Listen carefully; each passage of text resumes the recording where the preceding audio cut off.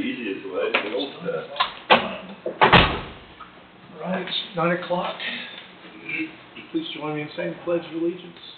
I pledge Allegiance to the flag of the United States of America and to the republic for which it stands, one nation, under God, indivisible, with liberty and justice for all. All right, good morning, everyone. Good morning. I would entertain a motion to approve the minutes of Monday, August 10th, 2026, as written. So moved. Second. Abdroff moved, McCurry seconded. Any discussion? All in favor, say aye. Aye. Anybody opposed? That passes 5-0.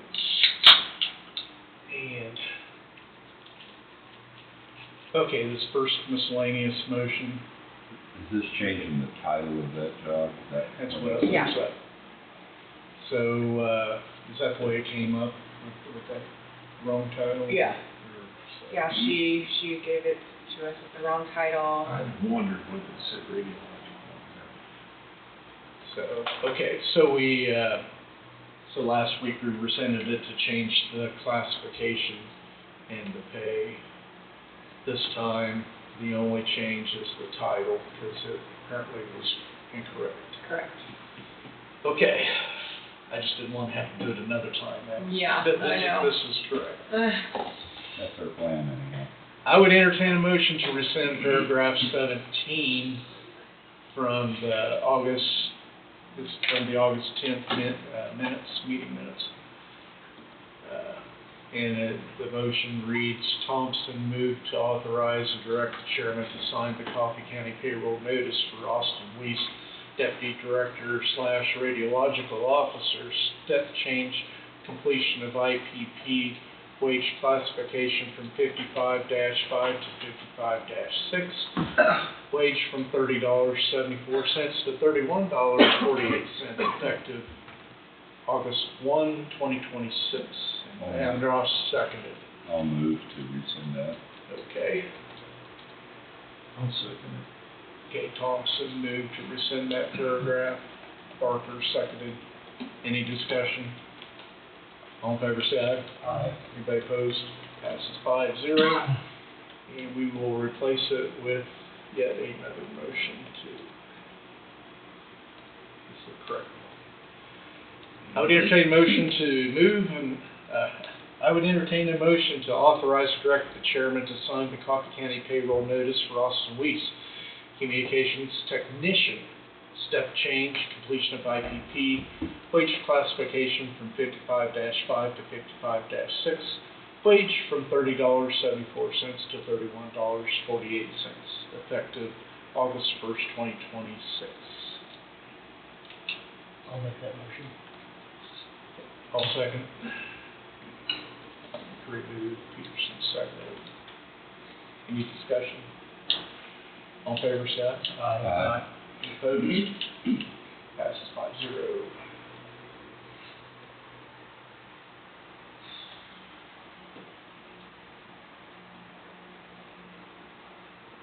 And looks like we have one from the sheriff's office here.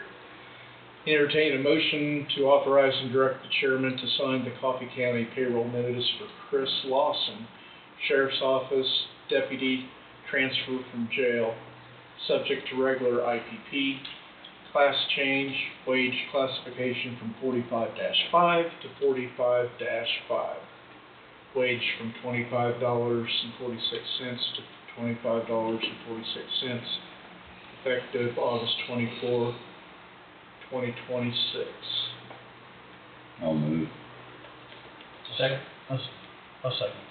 Okay, Thompson moved, Abdross seconded. Any discussion?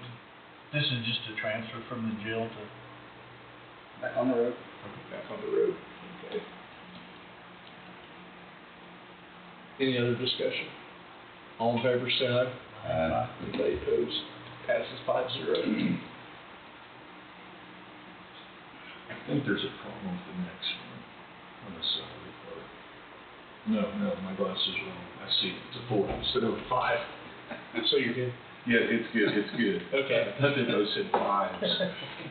I would entertain a motion to authorize and direct the chairman to sign the Coffee County payroll notice for Crystal Donaldson, Sheriff's Office dispatch, completion of IPP, promotion, step change, wage classification from 35-7 to 35-8, and wage from $24.85 to $25.43, effective July 26th, 2026. So moved. Second. Okay, Parker made the motion, I'm sorry, and McCurry seconded. Any discussion? All in favor, say aye. Aye. Anybody opposed? Passes 5-0. And we have another one for jail. Move to authorize and direct the chairman to sign the Coffee County payroll notice for Darrell Fournier, jail lieutenant, subject to regular IPP, promotion, step change, grade change, wage classification from 35-8 to 45-7, wage from $25.43 to $28.40, effective August 10th, 2026. I'll move. Second it. Thompson moved, Avondale second. Any discussion?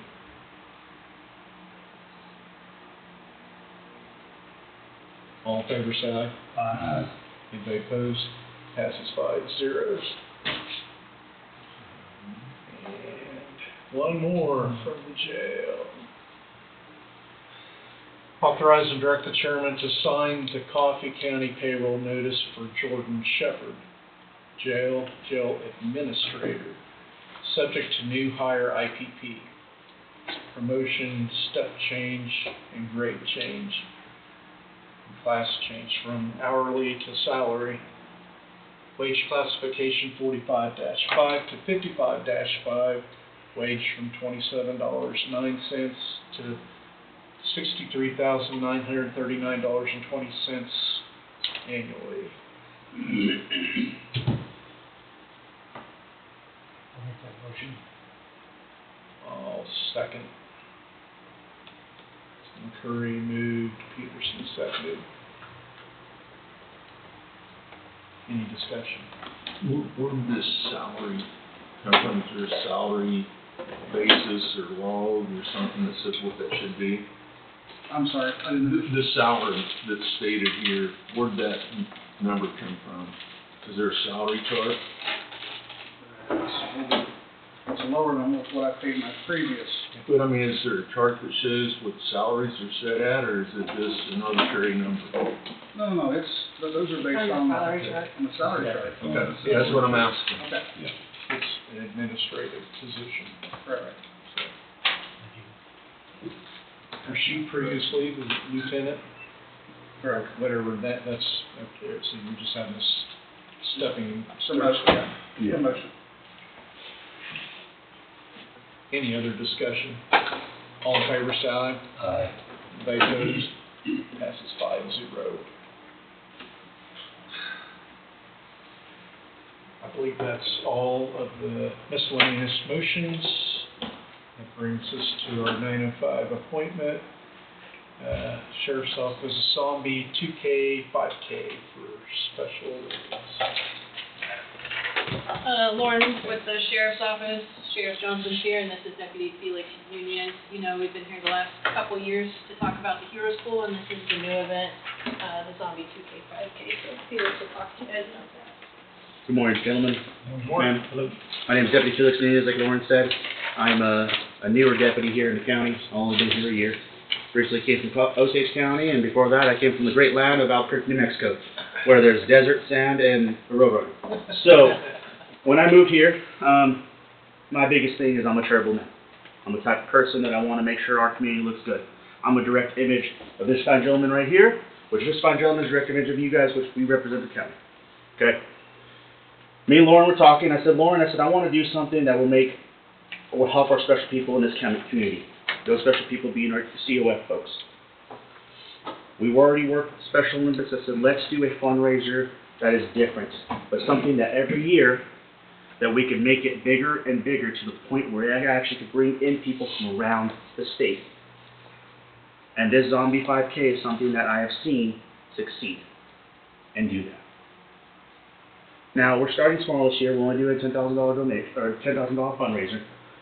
But what that does is it goes to COF and the Special Olympics Stowaway, our special people that we have a duty as a community to help. It gets them from where they are to where they need to be for the Special Olympics. So I told Lauren, I said, hey, you know what? Nothing brings joy to me than seeing our community work together and raise this money and help out each other. So right now, currently, we've had donations throughout the whole county so far. And we raised a total of $3,435 so far. And we have $6,565 left to go. How much more? $3,435 is what we've raised so far. And I'm here to ask today for a donation from the county commissioners, and actually from the county, so that way we could make this goal of $10,000.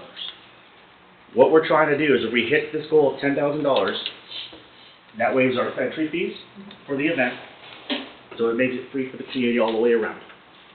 And so that way we could get the kids or get the people who want to apply for the Special Olympics from our COF, we could get them where they need to go and we don't have to worry about it. And we can just have this event.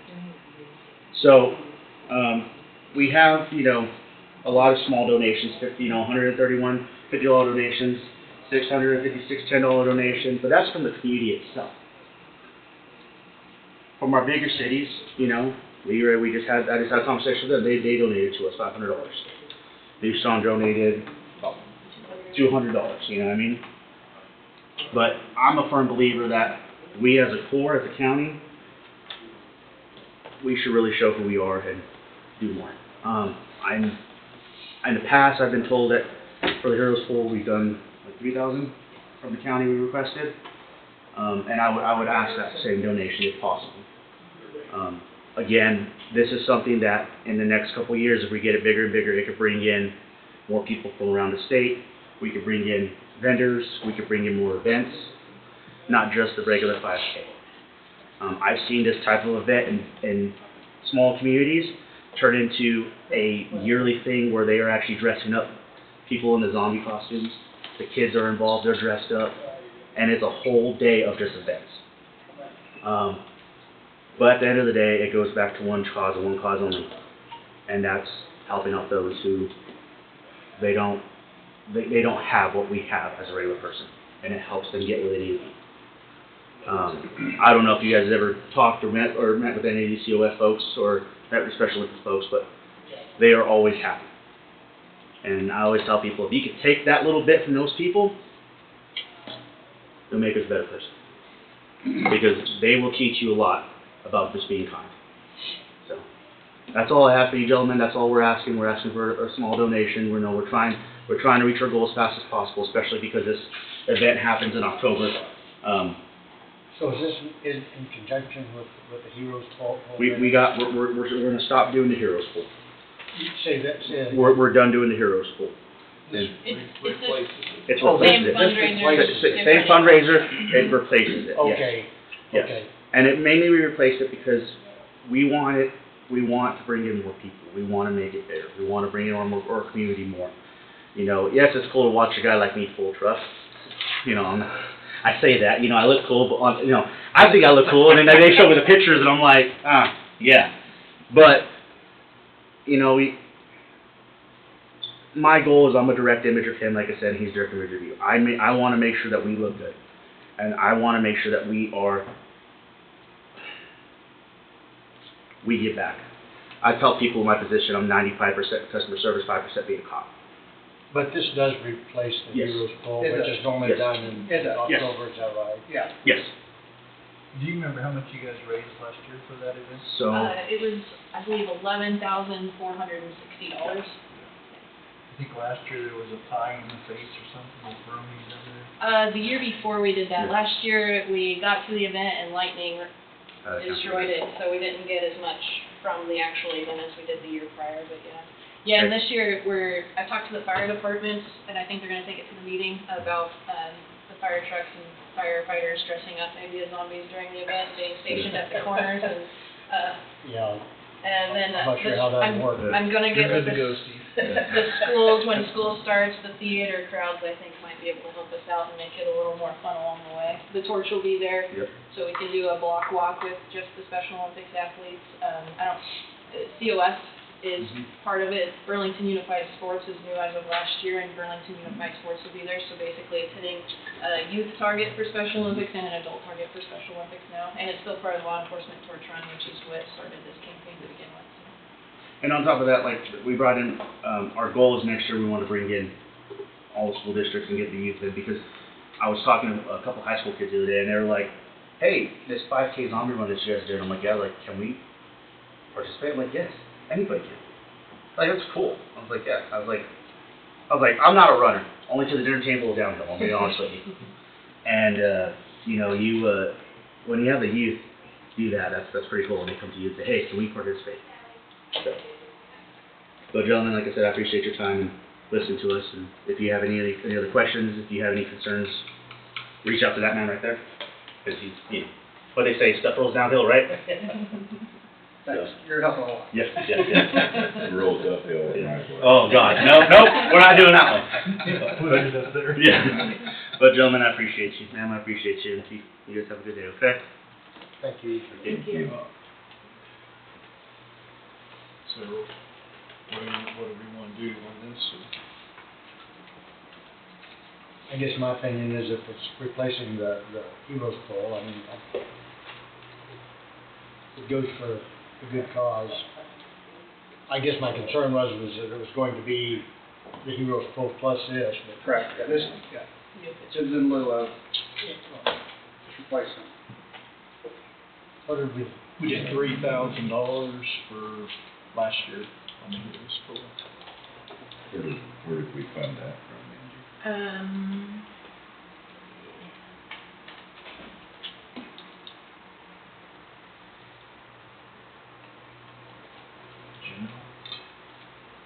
I would get it.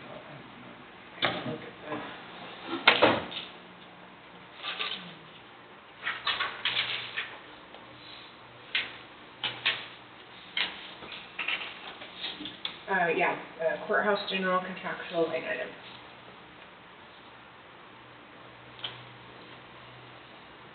And we're in good shape there right now. Trying to find the motion from last year. Sure. Well, we're waiting here, Joan, if you don't mind. So this year, the OK Kids event, do the 25th year and the 250th anniversary of our great government. We're going to have a fireworks display this year. I think we've been told about that. Just to inform you, a couple hours before we set up the fireworks, we're going to be shutting down Embankment Road for security. That way somebody doesn't drive in. We're shooting the fireworks off the top of the dam off trailers. And there's a distance that we have to be for safety and all that. So the easiest way for us to do that is to close those snow gates, I call them, on the north and south end of the Embankment Road. And that'll keep people from trying to drive across the dam. I've talked to Ryan and I've talked to Adam about it. They're okay with it. I just want to let you know that we'll be putting some stuff out on social media, letting the public know they can come out and watch the fireworks, but they just can't drive across the dam because we'll have that shut down due to safety and security. So just want to let you know that, let the public know that that's why it's going to be done. It's good to know.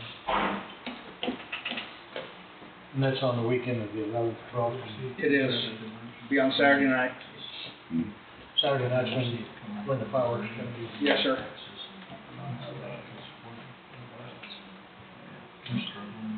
Can this, come out of the diversion funds? Can what? This amount of money that we're donating to see, That's up to Wade. I don't know. Don't have any control over his diversion fund. and don't you have part of that too? No, sir. I have no part of diversion. No, when we make the donations, you make some to like to the proms and things like that? Yes, sir. What's that come out of? Drug money. Drug Do seizure. you have anything there that could help with this? So we also request the county attorney's donation. He's donated $500 from the diversion fund before, and then our office has contributed for like the t-shirts and apparel that goes through the special law enforcement trust fund. So that's already covered in those services. Okay.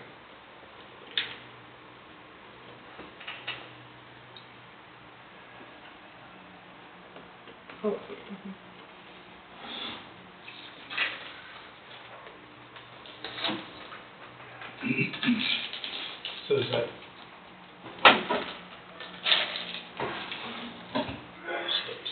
How would I say that? I need to replace.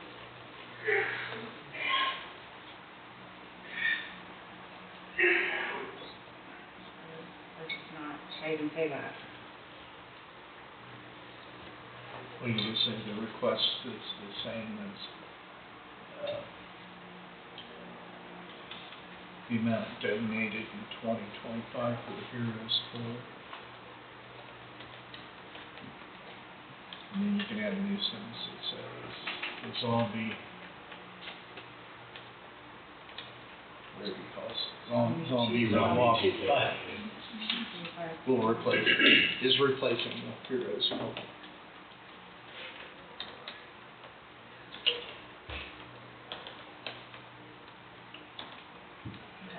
So down there at the bottom it says, we will waive registration fee for all participants if we reach our fundraising goal before the event on October 24th. Yeah, so How originally, much are your registration fees if you don't need it? $20, yeah, Per person? per person.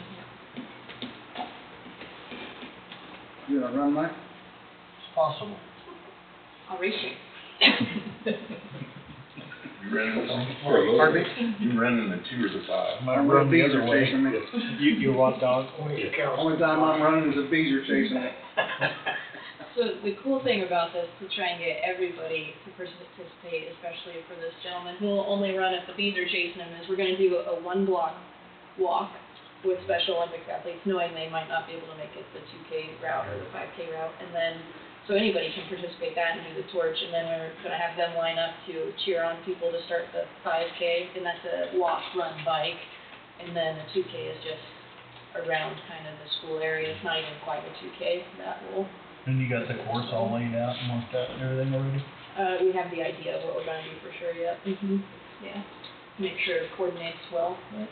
Basically, the 5K route is from our Sallyport to 6th Street, 6th Street to Housatonic, Housatonic to Links Road, Links Road to Neosho, Neosho back to the Sallyport. Big rectangle. Yep. Yeah, this comes from somebody that runs every day at one, runs every day, so. 3.1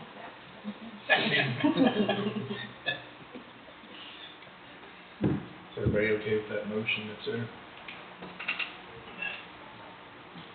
I would entertain a motion to contribute $3,000 to the Coffee County Sheriff's Office 2026 Zombie 2K/5K run, walk, bike for Special Olympics. With funds to come from the general fund, courthouse general contractual line item. The request is the same as the amount donated in 2025 for the Heroes Poll. The Zombie 2K, 5K is replacing the Heroes Poll. I'll make that motion. Second it. McCurry moved, seconded by Thompson. Do you have any discussion? All in favor, say aye. Anybody opposed? Passes 5-0. Gentlemen, Thank you all. appreciate it. so much. You have a good day. Looking forward to seeing Tom that dresses as a zombie, right? Zombie out on that 5K. Only the bees are chasing me. Have somebody dress up as a You like- deer.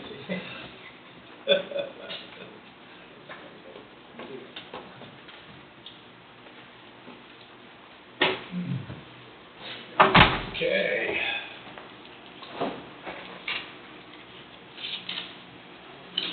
Next item on our agenda is voting on KNRC's proposed participation in federal litigation involving recent Endangered Species Act Regulatory changes. I'm gonna make copies for you. Okay. And you know much about that? Or anything about that? Not, maybe Angie does. Okay. I didn't see anything in our, I didn't either. in our I press. tried to look it up and then, went a different direction.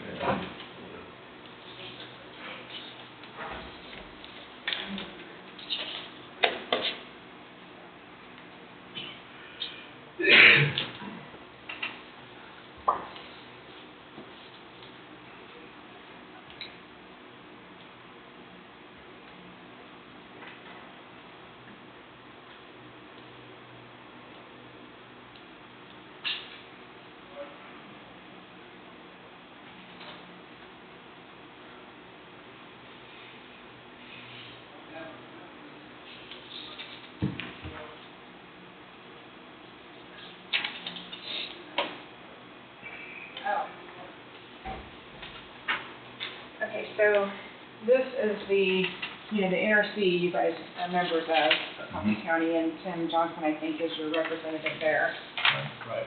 That attends those meetings, and so they just want to know what your vote is on the KNRC, I guess, participating or not participating in the federal, or I'm sorry, state. No, it isn't federal. Fish and Wildlife Service regulatory. So, No. What's the definition of harm? The definition of harm. let me look here and see.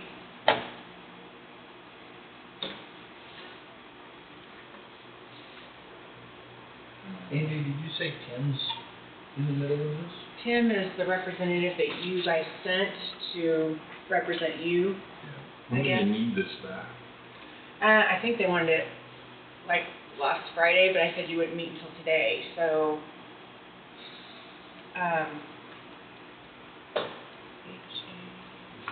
Something Tim can come explain to us? That's what, I mean, instead of voting Well, something like this. Do you want to see if he's available by phone? Yeah, I'd be okay with that. Okay, try let me that, see yeah, I mean, real quick if I can get him. I'm gonna guess if KNRC's backing it, it's what we want to do.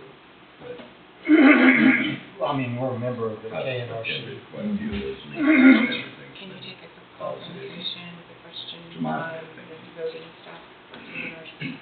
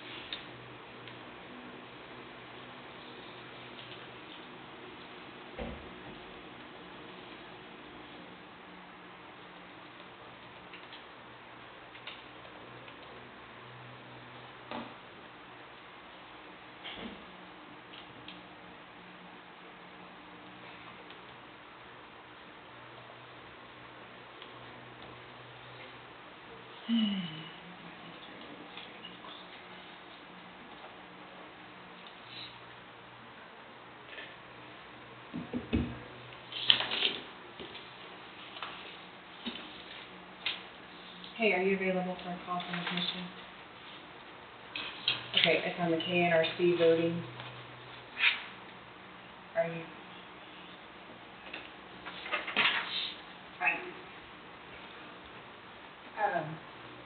So,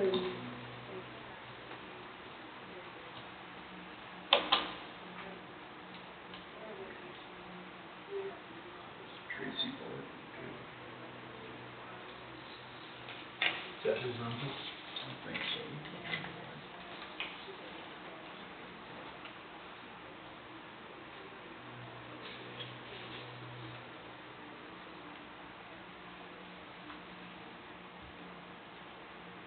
And they wanted these by Friday, so are we too late? sounded like she said we were okay with that today. Yeah. 13th, yeah. It's their fault not getting it to us soon.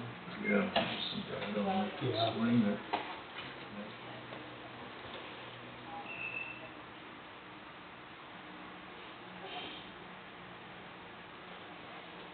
I guess we're authorizing them to participate. That's what we're doing. Fuel. Okay, And he's the got to get updated on that. I guess the KNRC did not communicate that with him, which I didn't know. I would have no way to know. So Yeah. he's gonna find out, and he said he would get back with you guys, like after the canvas, if that's okay. Yeah, we can do that later.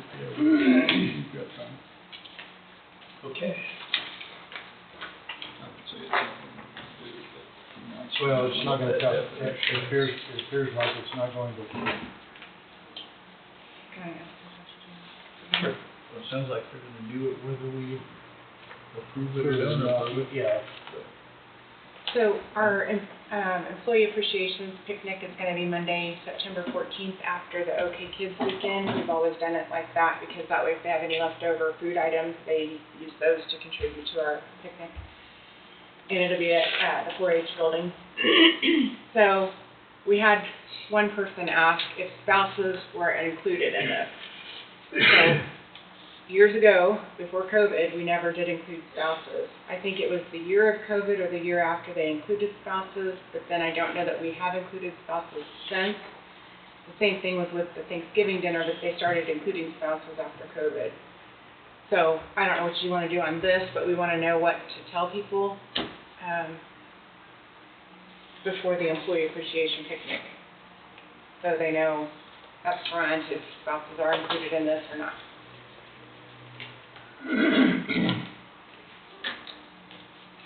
What time does it start, Angie?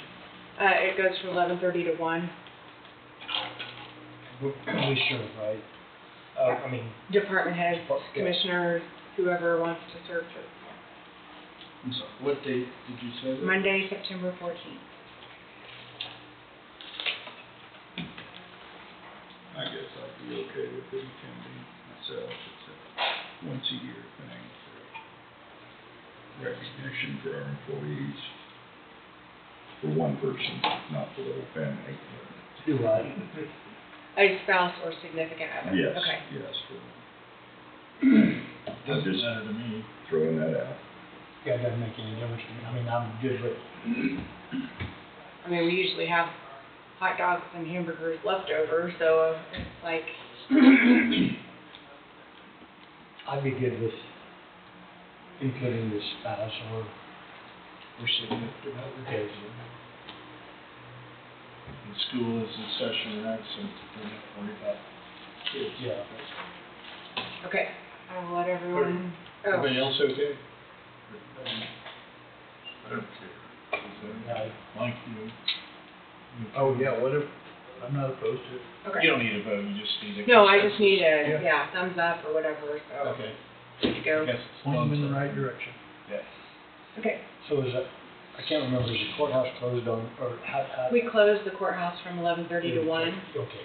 And then everybody goes down there and eats. And they're also doing the wellness fair in conjunction with that to try to get more people to participate. They're having it at Kelly Hall. So I think, you know, some people can go down there and do that and then go over the workout. What time was it? 11:30 to 1. 11:31.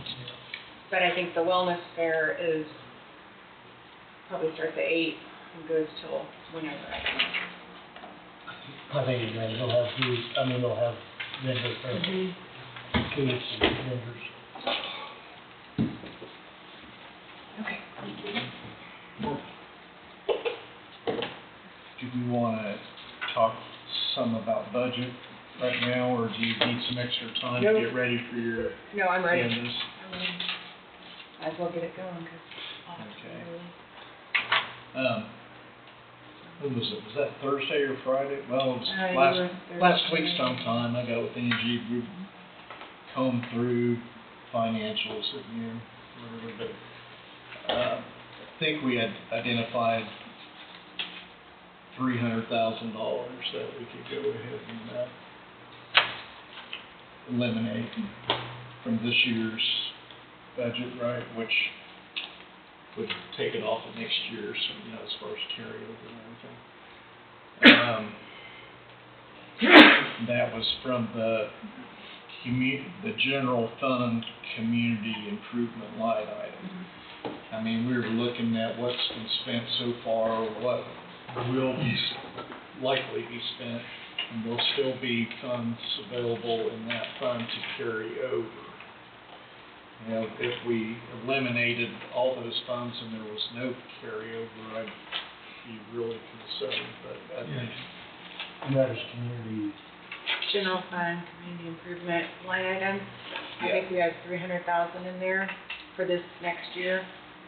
And so when Mark and I calculated the numbers on what's been spent overall through 7 months, Yeah. and estimated for the rest of the year, if that same level of spending goes and, you know, you average it out, we should have some to transfer at the end of this year.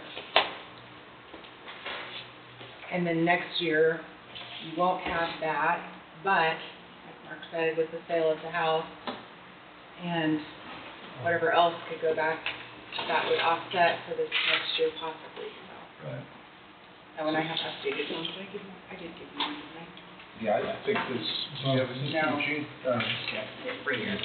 Okay. So basically, will not take away from the reserve fund that's already there. Which that reserve fund will probably be relying on that if we're talking the water project up north. Right, that was in with that house. I didn't want to take away from that. And we don't have to get rid of that 300, but No, there's a way to go down a little bit more. yeah. Just Want us to try to be prepared as we can for that, to do that project.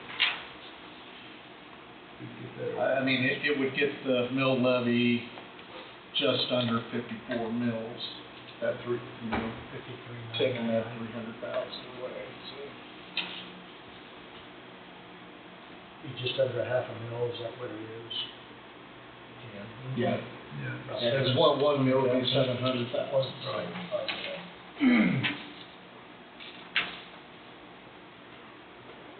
I'm looking over some of this stuff, and I think there's certain different departments that have an awful lot of capital in the reserves.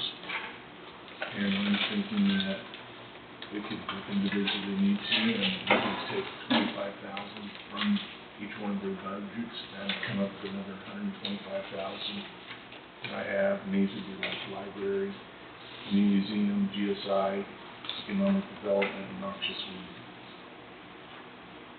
And then we can also look at the budget of the housing authority. I'm sorry, you said library, museum? Museum, GSI, economic development, and noxious weed. Economic development, I remember we had that discussion when she was in here about some of the things that need to happen at the airport. Yeah. And we were gonna take that out of her budget probably, so. And I think with the large amounts that they have in reserves, $25,000 isn't that much when you're talking anywhere from 200,000 to almost $500,000 in reserves.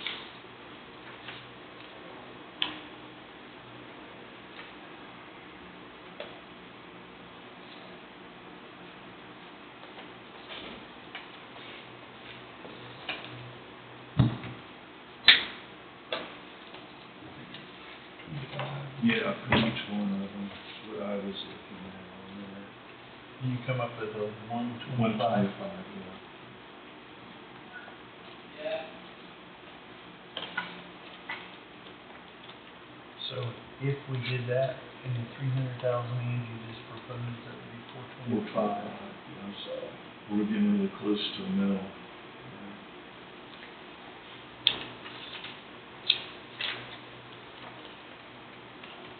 That was Mark, that was not mine. I just said you mentioned it, I Yeah. didn't say it was your.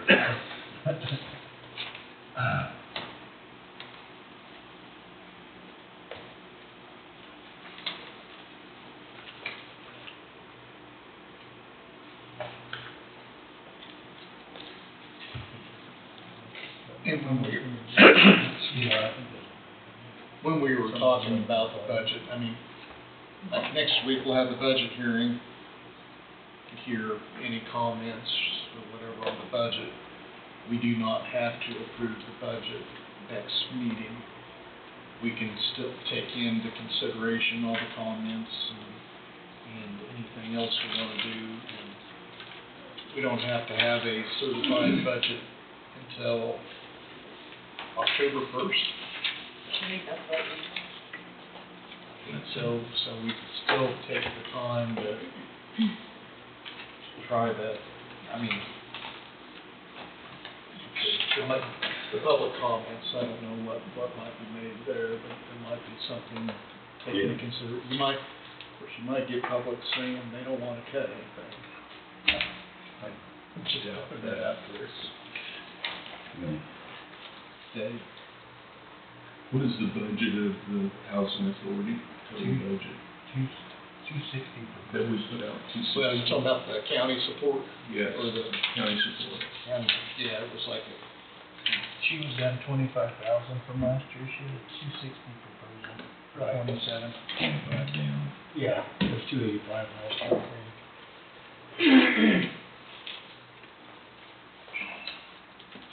260.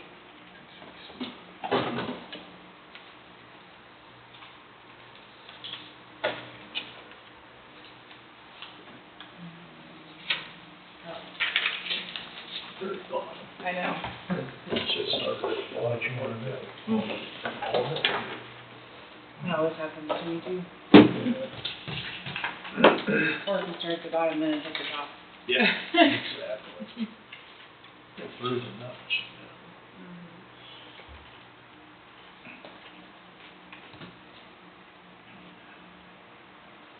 Maybe 385.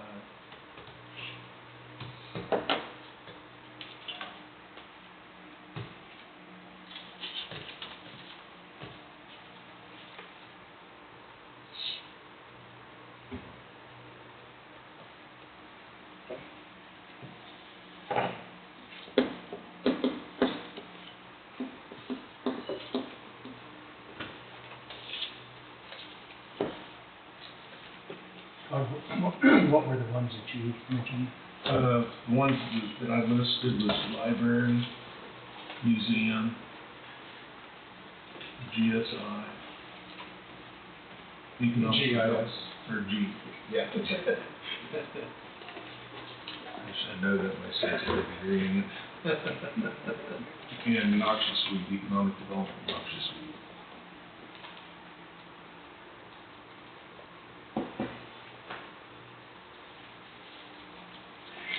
If I remember right on GIS, we're waiting till closer to the end of the year, there may be more money that can be taken out of that. Yeah, they had a very large budget. Didn't the transportation? Transportation was one that we talked about. 300,000. Yeah. The library was talking, they had a substantial increase in their budget that they asked because they wanted a vehicle or one or two, so.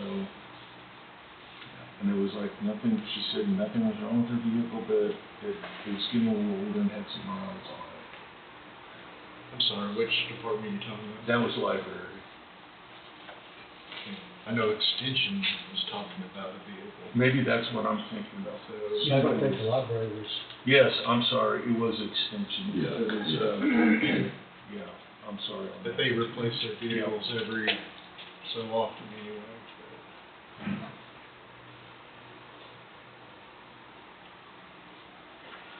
The library did have a pretty significant Yes. increase.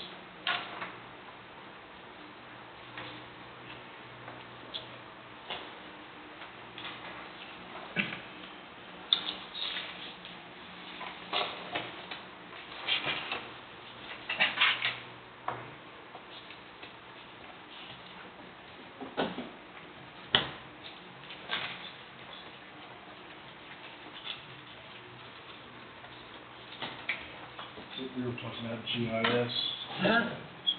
We had talked about that also, Well, okay. late, yeah, what was the status on that? Because I Okay, remember we aren't, okay, that's for this year, we're going to pull money out of that, as we get near the end of the year. No, I've had enough. Emily wants us to wait, the auditor. Oh, okay, Dave, I'll make sure that here, Yeah. because we were talking about. I didn't put them on there. Todd, we're talking about the I'm sorry. GIS.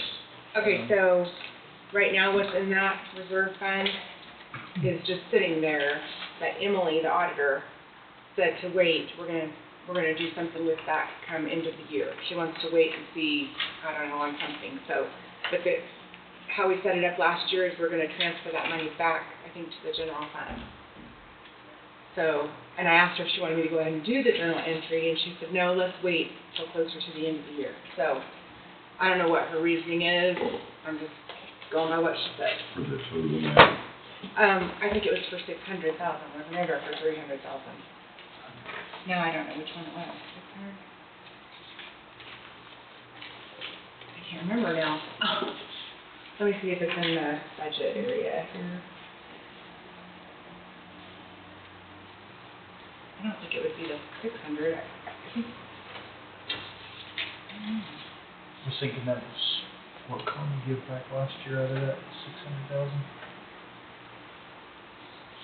I'm looking, I don't know if it's on here. Oh, wait, let me check my email, I can go back to my email.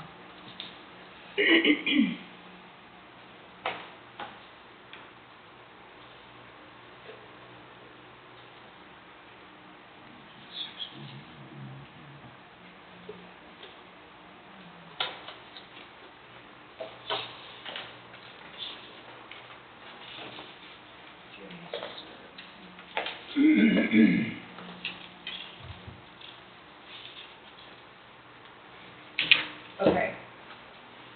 The transfer was budgeted to be $541,774. So that would leave,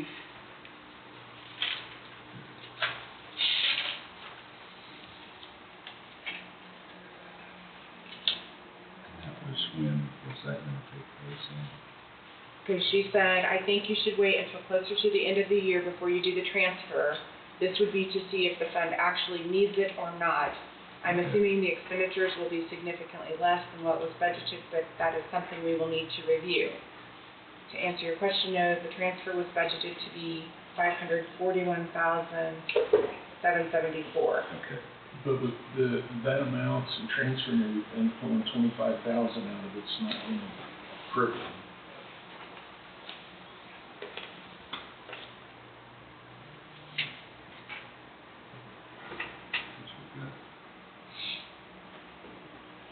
It's on here. But the library 49. just increased 42,000 last year, right?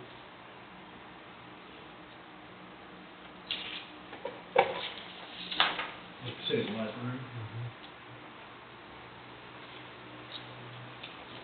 That would leave $127,009 left in the GIS.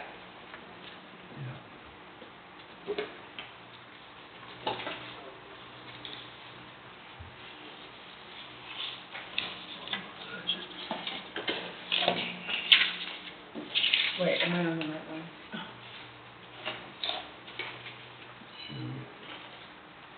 Okay, no. Oh, it's the wrong, that's the old one. Not right, that's not.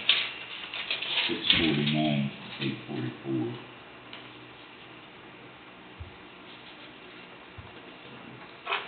Shows now, right?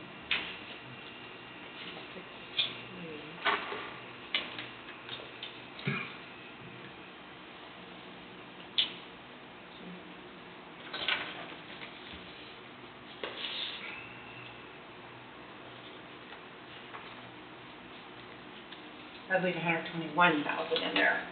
I looked at the wrong one.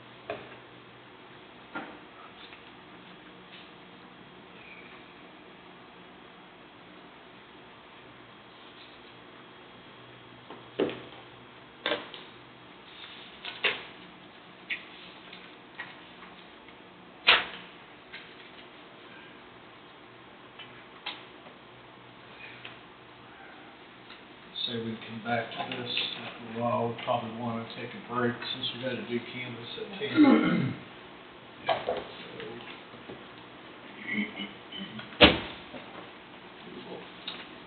Recess until 10 o'clock. Canvas the results of the 2026 primary election.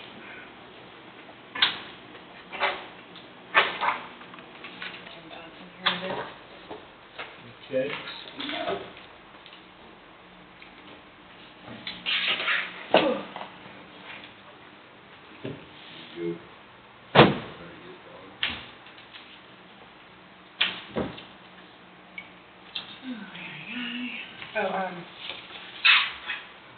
There's a total of 20 down. We already got it. It's 19. The museum's down 1% last year, to 10% off. And then we're going They're to the just same this year. 7.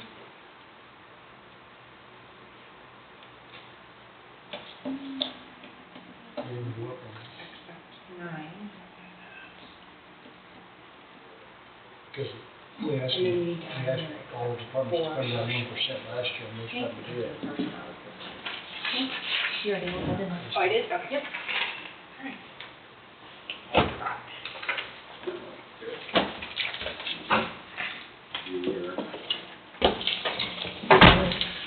We're all here, ready for canvassing votes.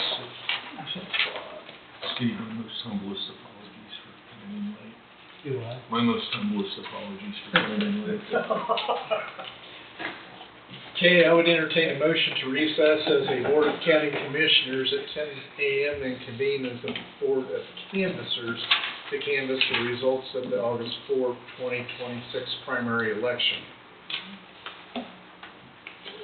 I will make that motion. I'll second. I'll second. Peterson moved, McCurry seconded. Any discussion? All in favor, say aye. Anybody opposed? Passes 5-0. And,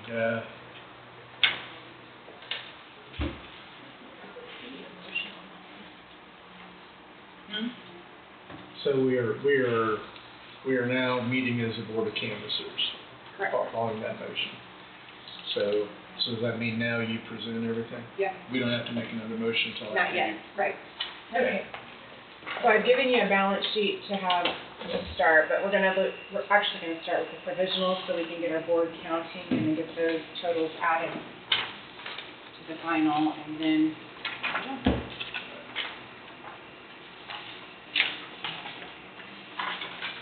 okay, so on the front, we have a summary of reasons for the provisional ballot. We had 6 that moved within the county, 2 where the voter was not registered in Coffee County, 3 the name change due to marriage, 4 they voted at the wrong poll, so we'll do a partial count on 2 of those. And the funny thing is that on those 2 people, I happened to be at the polling place and then at the other polling place when those 2 individuals were in. I was like, how did I get so lucky?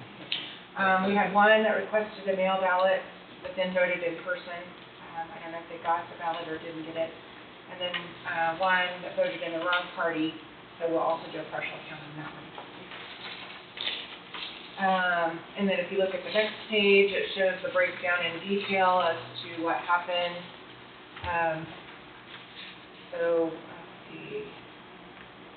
Early in person, all of them, well, not all of them. We had some that moved within the Coffee County, which in that case, if it was within the 30 days, we go ahead and accept that. Or they changed the name, so those would all count. And then we had advanced mail, so we had 1 that moved within the precinct, but they didn't complete a new voter registration card. Permanent advanced voter moved within the county, but voted in a previous wrong precinct, so like I said, that's a partial. And then they broke it down by township. Avon, unregistered, those don't count. Burlington was 1 we had a voter name change, 1 was not registered, 1 moved to another township, but they were sent back to Burlington to vote, and it counted for partial. They could have actually voted in Gridley, because it was within the 30 days, but they sent them back here, so.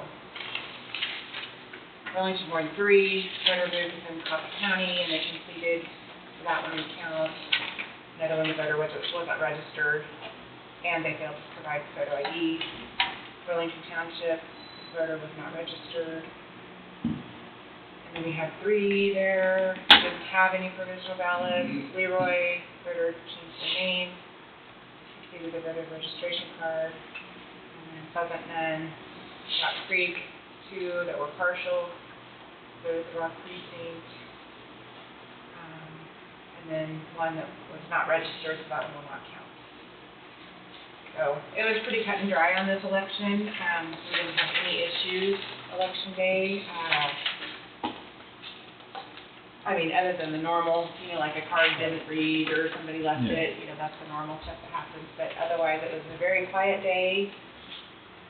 We always want to thank our poll workers and the students that help because they are our arms out there working for us at each polling place, and they all do such a great job. We've had a turnover of some of our older poll workers with newer ones that are coming in, but they've all taken it very seriously and done a great job, and students are such a huge help with all of that because they're the, so involved in technology and everything, and they really help us a lot. So closing was pretty simple, fast, and easy. We were pretty much done by, what'd you say, about 9 o'clock? 8:45, 8:45. everybody left but me. Had some reporting to do with Secretary of State's office, so. I just had to finish up with the website and that sort of thing, and we didn't have to hand count any ballots, as far as the election night. We're getting ready to hand count these, because we will have to hand count the partial ones. And this is a stunningly low number of provisional ballots. I mean, we had, in the city school general, we had 94 or something like that. I guess the people, we've worked really hard to get our voter rolls in shape, and we've been trained our workers on doing this provisional and not letting them slip by and making sure they get updated, so I think that has helped. And I don't know, maybe just that the people that showed up for this one, or the people that had their ducks in a row and weren't, new first-time voters so much. But a lot of affiliation with the file and that people join one party or the other. If we did have contested races across the county. Anyways, that was the quickest, cleanest election, other than maybe that presidential primary that they were both all pretty open before we had it. That went pretty slick and good. I'll echo what Angie said, the workers out there at these polls, they're everywhere from age 16 to people that have been doing it since the Carter administration. That's been a while. And they're good teammates, and they're very good at communicating with us, and it really helps now that we have a cell phone. They're not out on an island.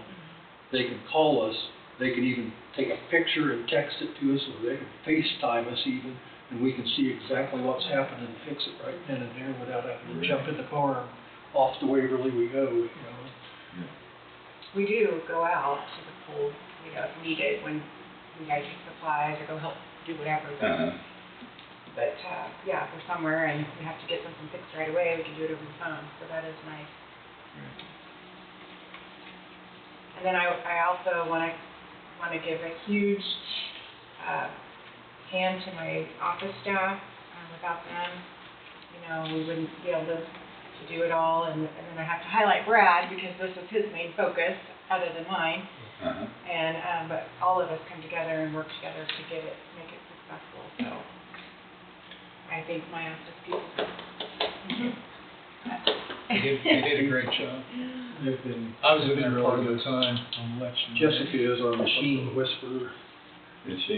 Yep. I think, no, my theory is the machines are afraid of her. Sorry for saying that on the internet. No, she's not afraid of anything. She gets in there and figures it out. But Casey and her handle the counting, feeding ballots and stuff, and keeping all that stuff in order for me. We brought Denise back for retirement to be my proofreader, because 4 years ago in this race, I reversed numbers on the statewide state treasurer race, a Republican. I don't know if you remember how close that was. It was about 200 or 300 vote margin, and mine were flipped by 100 votes because they put them in one order and I had them in the other order. And my proofreader was on vacation at the beach.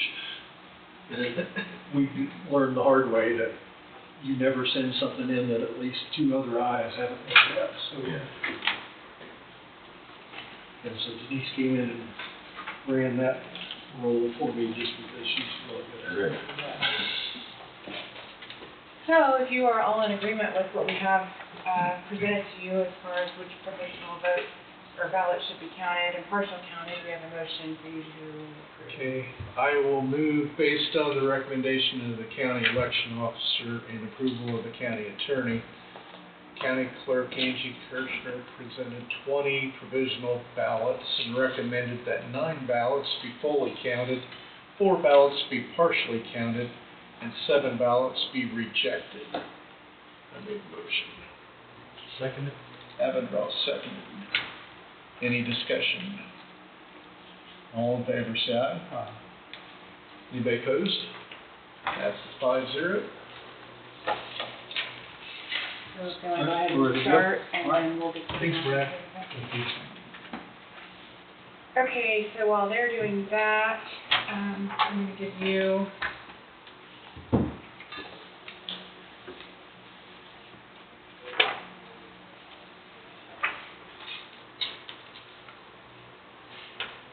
so here is our county early voting in the county clerk's office poll book. So we had on the machines, we had 423 people vote, and then we had 423 check-ins. So we balanced there. Usually you guys look through that and then sign the bottom and that's good there. You just need one copy? With signatures on it? On the poll book. Oh, okay. This is for you to see. We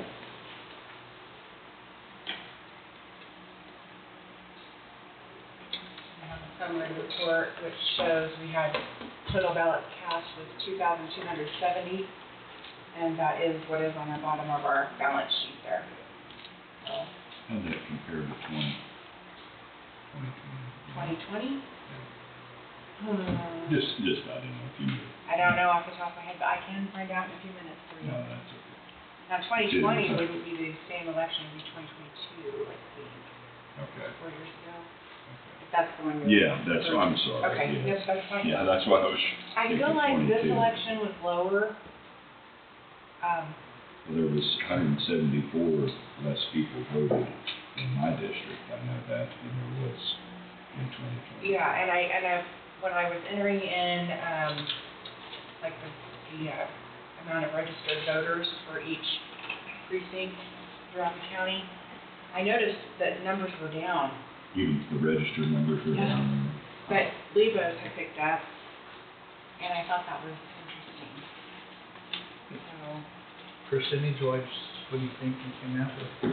this was, voter turnout was 37.58%. Pretty good number. It is, but I feel like it's less. I could be wrong though.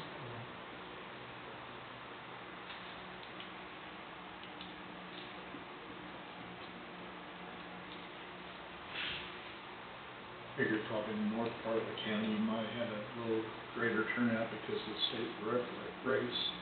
Yeah. Possibly. I know, I feel like Neutron had a bigger race this time. I think more people turned out in Neutron. So, to sign the Yeah, bottom of if you this. guys can sign the bottom sheet there. Well, you had a lot of people voting for county Yeah. commissioner seat. I mean, just based on the numbers, you can see Neutron had a lot there. Yes. And then in our advanced poll book, we had received 62 ballots back, and that's what we counted. So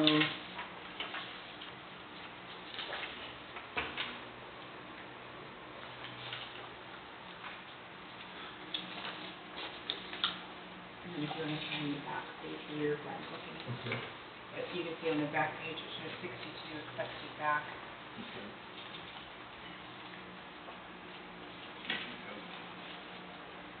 And those are people that either accepted advanced mail ballot or are on our, permanent advance list that don't ever come into the, I can say my word. Like,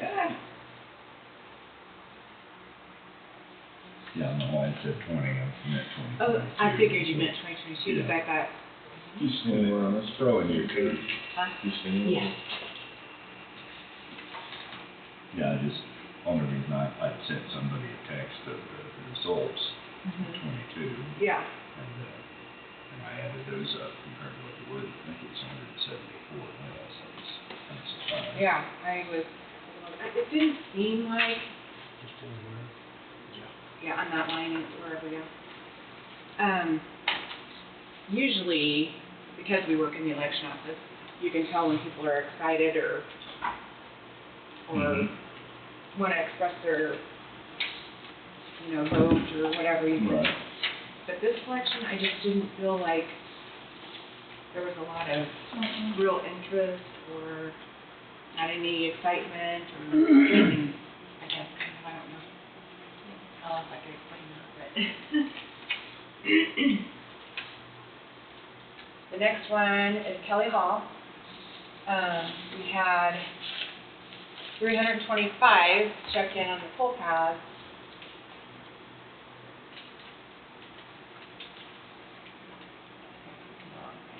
I did that wrong. We had 328 check in. I have those reversed. Let's do something on. 328 checked in on the poll pass. And there were 325 that voted on the machine, and then we had 3 paper, so that would have been voted on the. But with Kelly Hall, that's Ward 1, 2, and 3.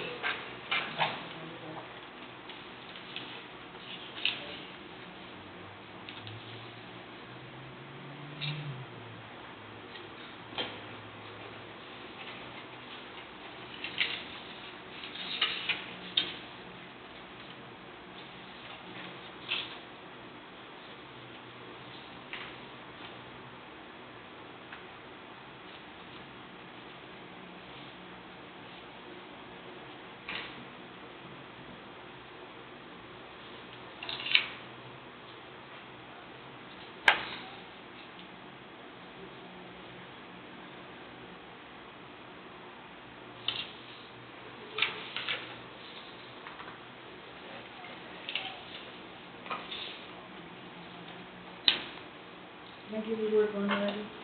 Mm-hmm. Then Mark has it. Oh, Did I give you Ward 1? yeah. Is that Kirk's office? I have Ward 1. Oh, Here's I was Kirk's putting that office on. right here. Where's my other number? All right, here you go. Here's Ward 2 and 3.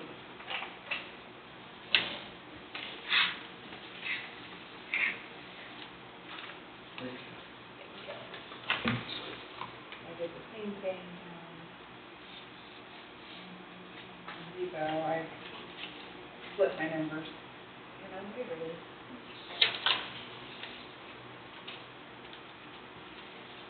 It's easy to get mixed up when, Yeah, which column? Yeah. You can see that.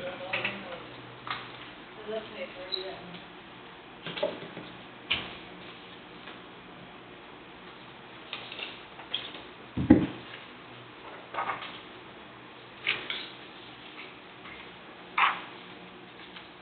now, so these reports are what checks in on the full pad.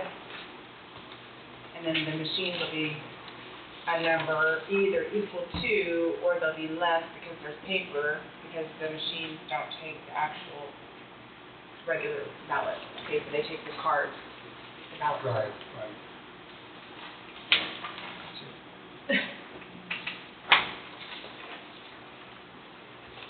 And then Gridley matched with 237 on machines and 237 on the poll pad.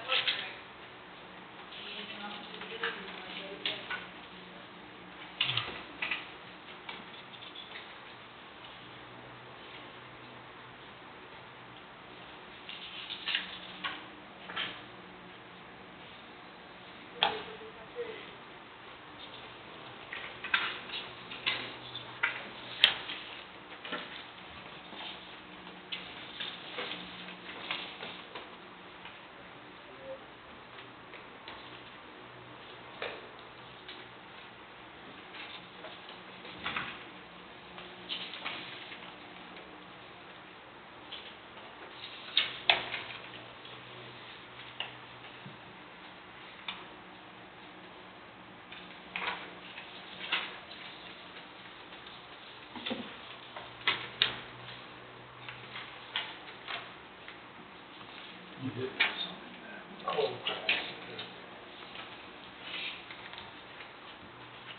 can go in the opposite way.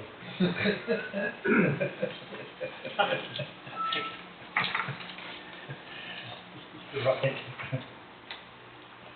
I'm not saying anything. Okay, Evo had 421, section on the footpad, and 418 on the machine, and 3 were paper ballots.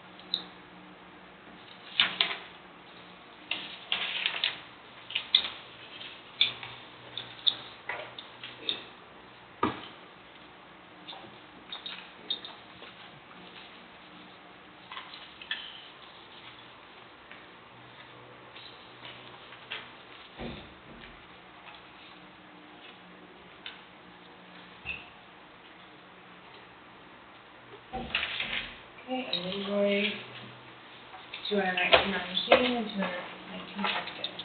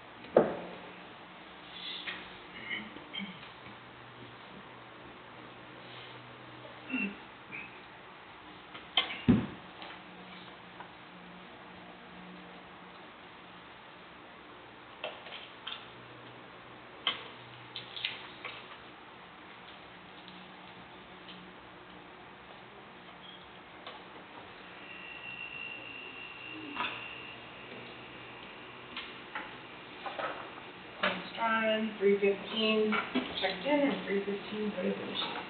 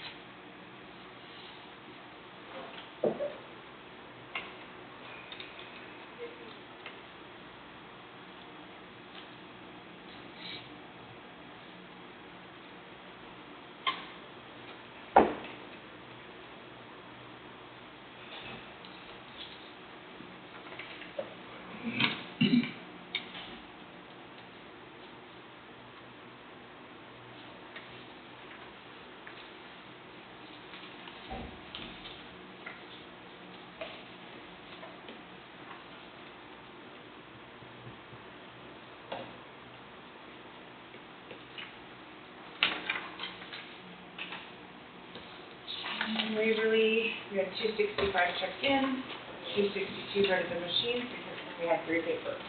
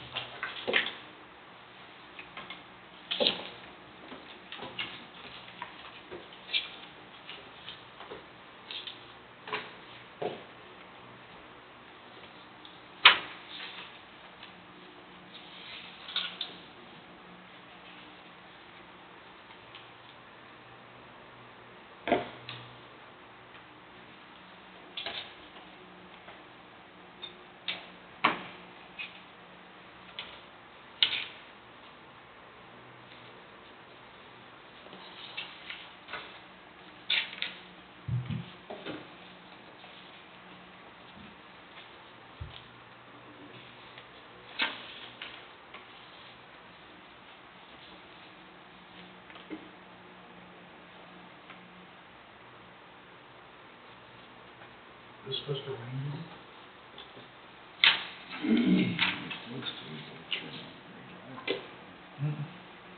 Kind of overcast, isn't it?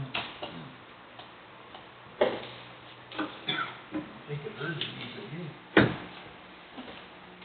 No, I want it wet, but not damp. I want it to rain. So it has some wet egg. There's a 5% chance right now. 5%.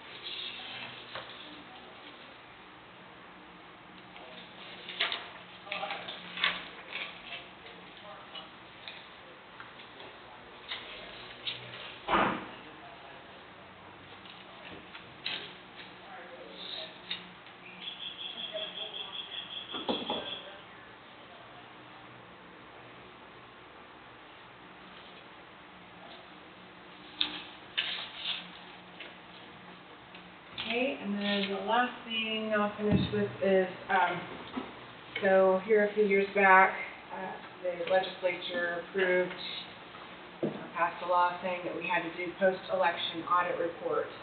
And so what that means is we have to bring in a board, we have to get into each of the cans of the machines, the actual ballots, the cards that go in, and we have to have them sort through each of those cans to pull out the precinct that's been drawn.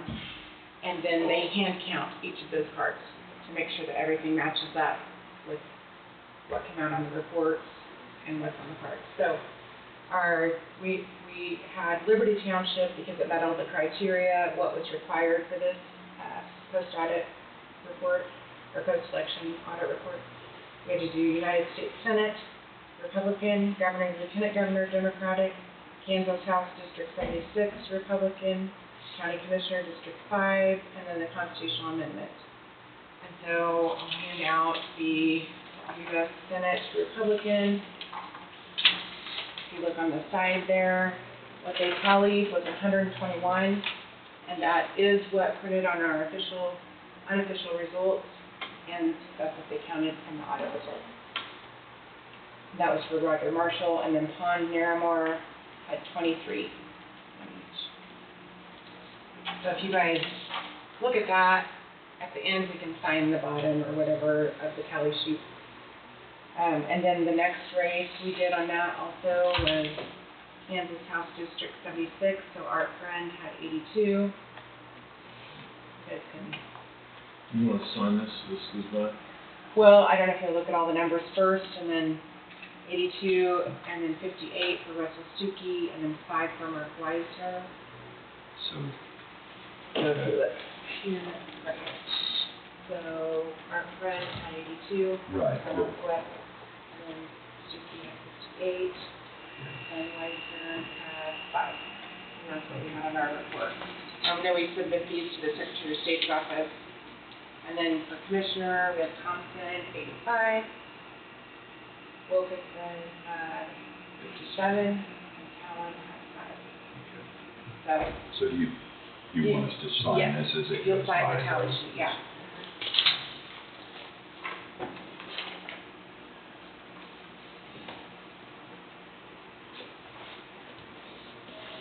I guess I should say, have one of you verify the numbers, and then and here's the second sheet. Because there's 2 that run tally sheets, 2 people. So, and then they have to match also.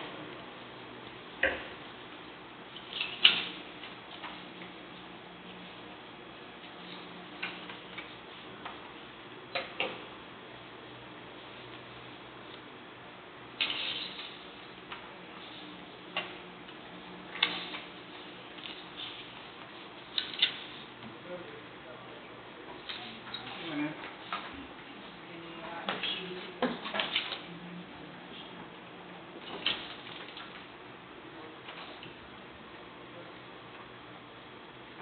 sign these, because these are my official record to the Secretary of State's office. And then we have to send it to the Secretary of State's office for them, which they in turn send us an email back after they've reviewed everything. And their email says, your audit is approved and you are cleared to canvass. We have to do this before we can even canvass.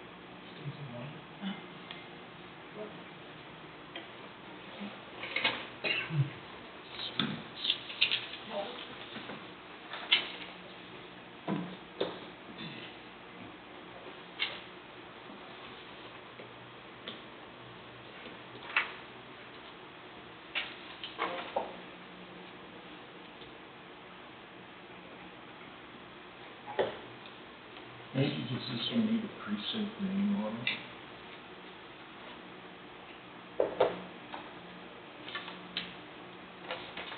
Now, I probably didn't put it on there, but we did have it on our letter, Liberty Township. I know the other ones did, that's just what I was. Now, here's Liberty Township. I think you put it on the first page. Okay. Well, it is on that one. I can explain that, and it is on this one, and this one. Okay. Well, I can always redo those.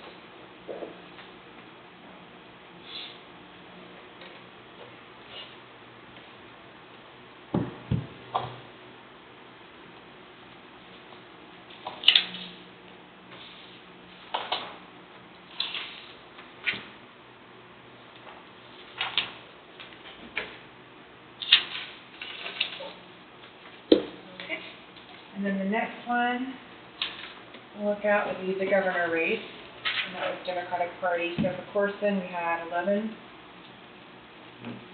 Wait, I gave you the wrong sheet. I gave you the wrong sheet.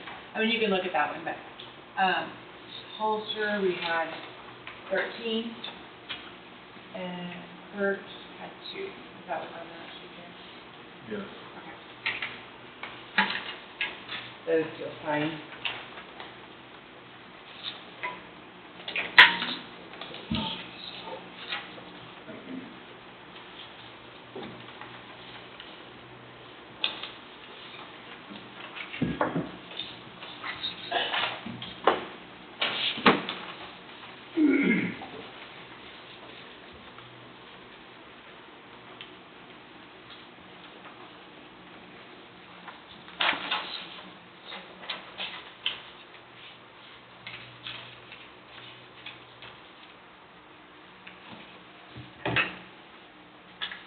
Basically, this audit is to, I guess, prove voter confidence that when they make a selection, they can back their ballot out and look at it.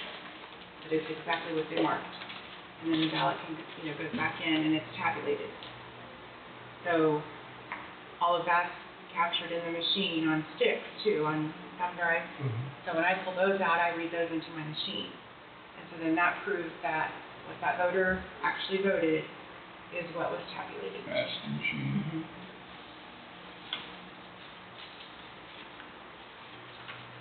So some counties don't do the paper ballot like we do with the card, but I felt that for voter confidence, to know that that is what is happening, they could see that paper ballot, and then all of this proves that it does match up.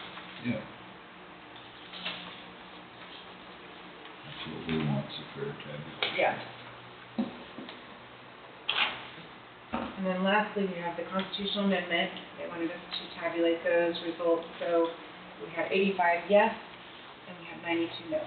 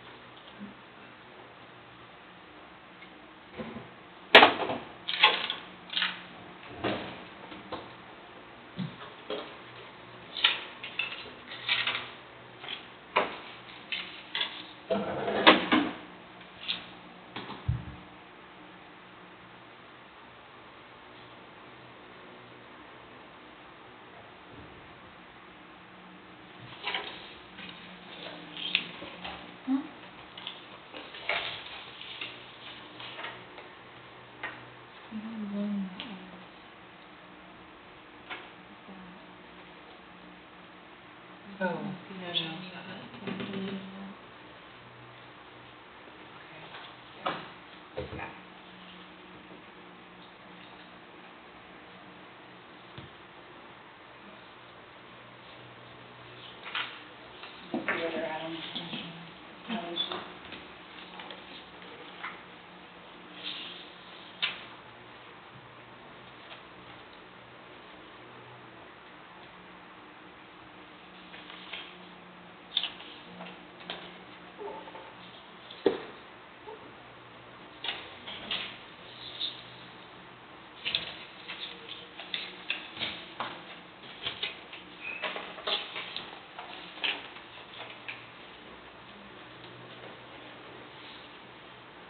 They're almost done tallying, so when we're done with that, I will bring those tally sheets in.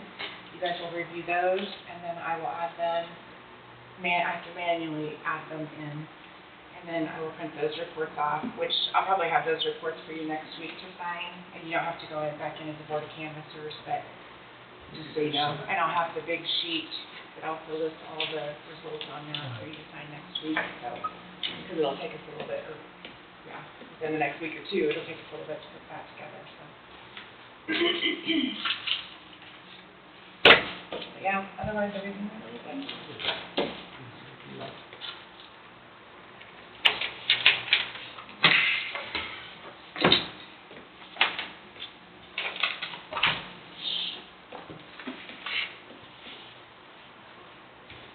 You guys have any questions on anything as far as the election? Seems good. Pretty smooth. I like those kind of elections. I don't like when they get crazy.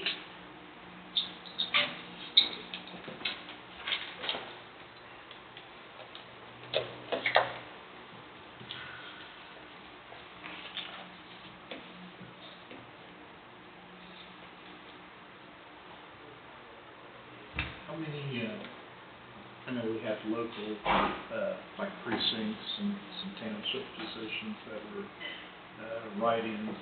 I mean, how many of those positions were determined by write-ins? Do you have any idea? Oh. I did the write-in. I need to run that report. Let me go run that report real quick. I'm sorry,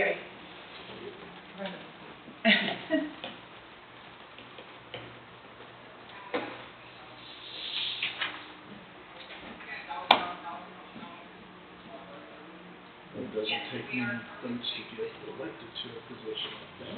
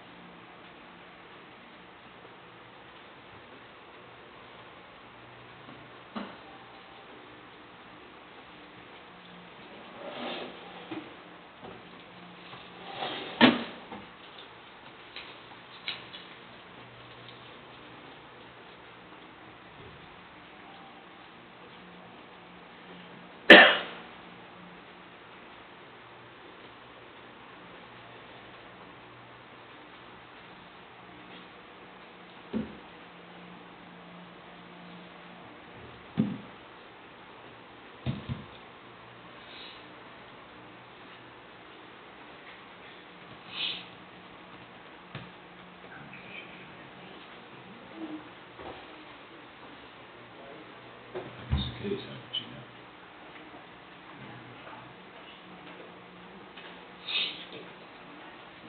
I don't know. Yep.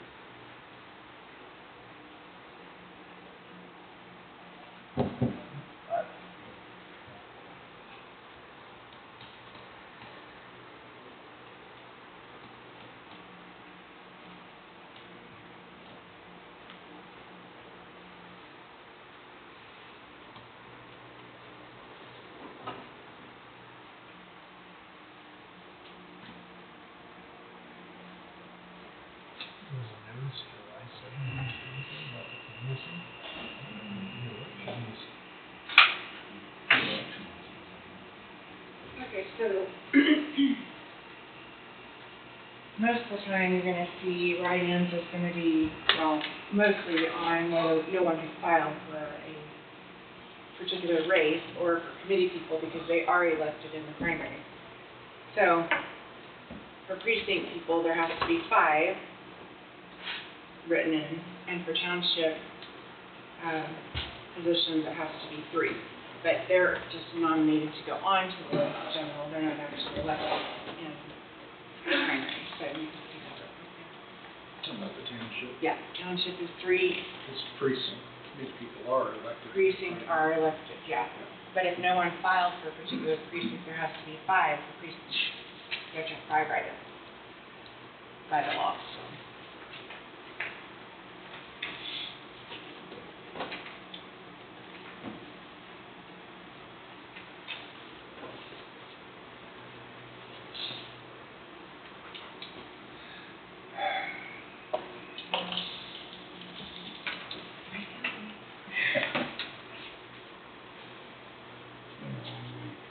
Really?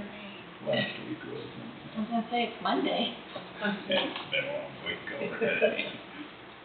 Sunday's the first day on the calendar. Yesterday was Monday. What she's mad about? I don't know. Stir hate and discontent. New first. Probably on this one. Yeah. Really? They weren't named. Wasn't? But I. Directly. Yeah.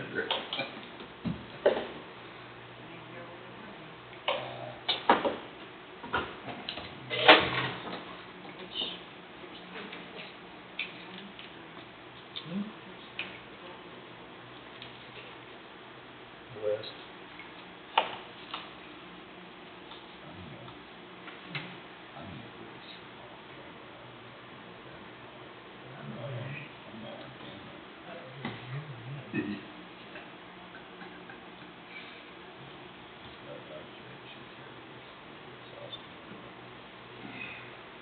No, I think that was on camera.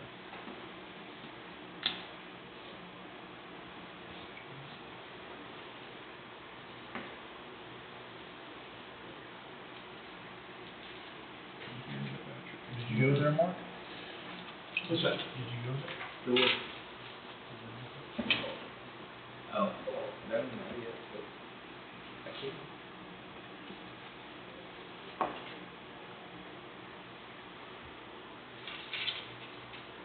We don't have to sign these.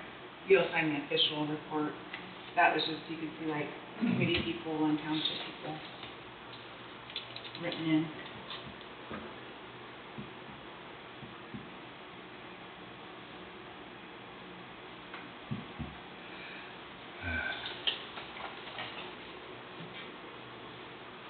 Yeah, I didn't know what it was. And I thought that was weird, because I thought Franklin Township. Yeah. So somebody, was it? She have a friend out there? I have no idea.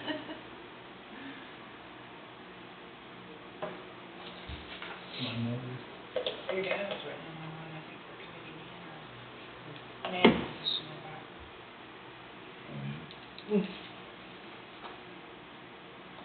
They don't need to do that, they got enough to do.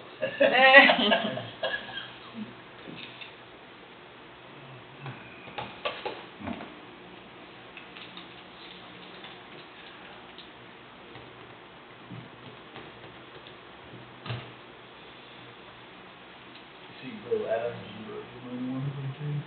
Oh, Bill. Yeah. I'll get a lot of, Just random ones? yeah, Did you get any ones like Mickey Mouse oh, or anything? always. We don't. I mean, if people knew the amount of work you have to go through to go sort through all those, it's like, so I just don't even put those in. Because they're not, we don't have to anymore. Right. But there are some interesting words that are written that mean something that you would never even have imagined. Is that right? Yeah. Like,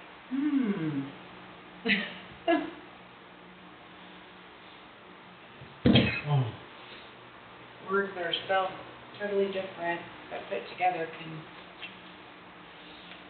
wow, creative mind in the world.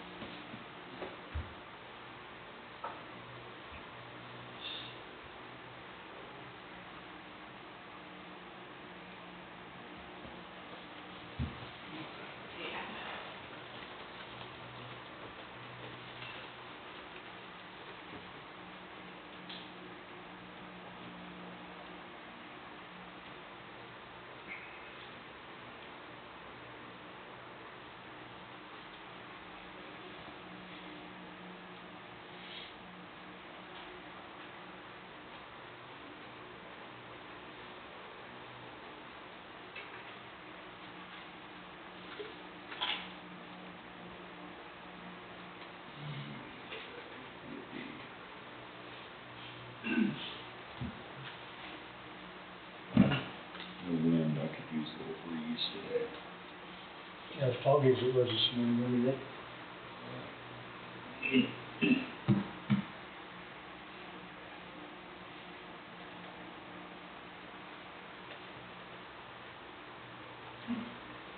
The cooler weather was the last break. Yeah. I don't understand what the July 7th thing is. Mm-hmm. I don't understand what the July 7th thing is. We followed the law and everything, so Exactly. I understand. Everything's been published correctly and all that. Yeah.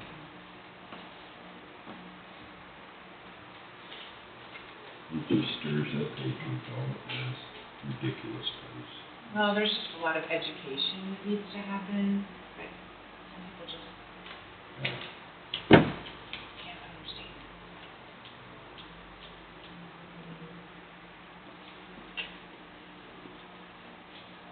It's July 16th. It was in the July 16th. Yeah. What always amazes me is some of the people that like it. That's what I'm like. You're no smarter than that. That's the one that really did that for me.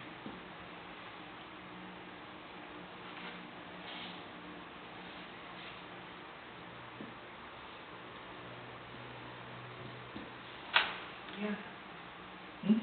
That. What is it? A little older. My son got me. He played a video game. Oh, Or an arcade game. And they could win a prize. and that's what he won? And he won it for me. Phone holder? Yeah. Put my finger on there all the time. I'm like, oh, look at you, sweetie. How old is he? 14. 14. I tried to get him a swimming pool in the yard the other day, but she wouldn't let him. Well. I don't want to give her. Remember, you got one knot on the head, you may end up with another one. You'd have to do dirt work because my yard goes like this. He loves doing dirt work. Yeah, I climbed out there digging in the dirt. I'm a good driver.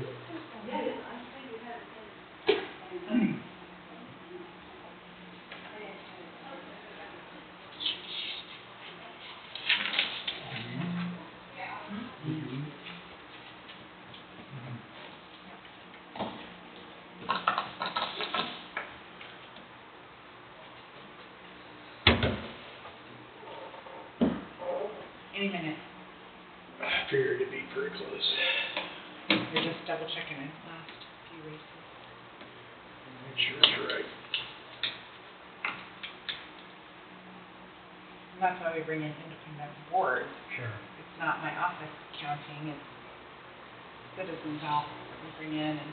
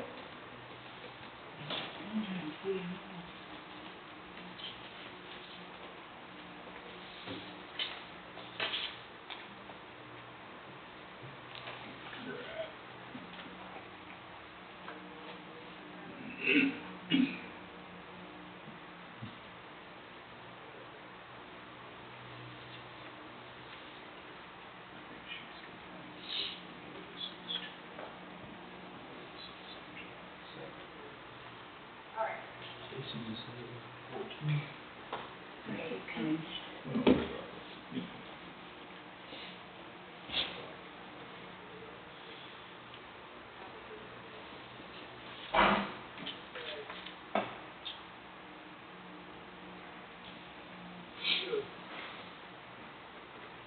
Ready to enter these? When I go ahead and have them review the tally sheets. Oh, okay. Sign them, and then we'll enter and I'll print off the report. Alrighty. Didn't have them total out to the side. Oh, you It didn't? doesn't really matter, they just went through and compared by precinct, we'll enter them by precinct. You can tell there are two Democrat in each counter, Democrat and Republican, and they went through and There's gonna be balanced back and forth to each other and back to the original. two tally sheets exactly the same, with two people doing it, so I see. Do we need to sign? just sign those back. Once you see the totals, and then we will add those totals in, and I'll give the final official report, and I'll have you guys sign those next week.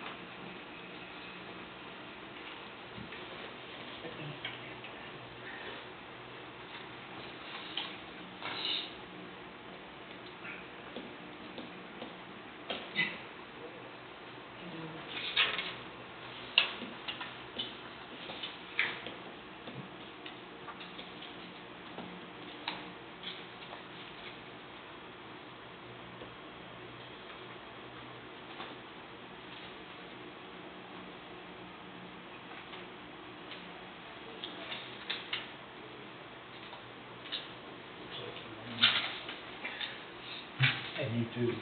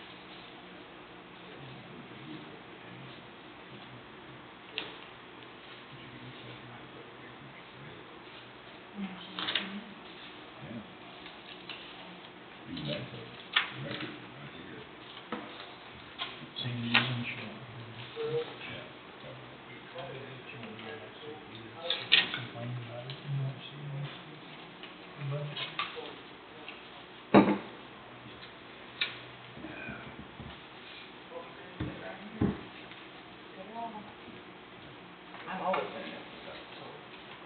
That's right, yeah.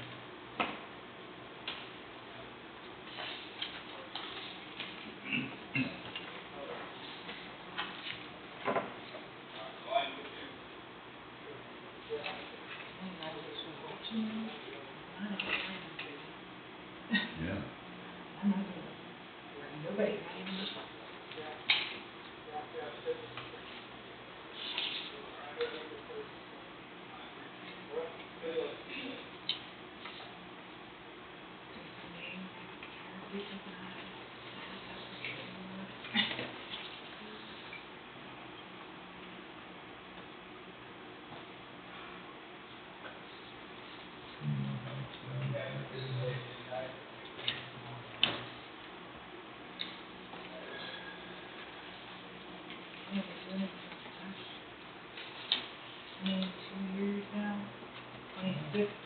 in the clerk's office, the 22 clerk.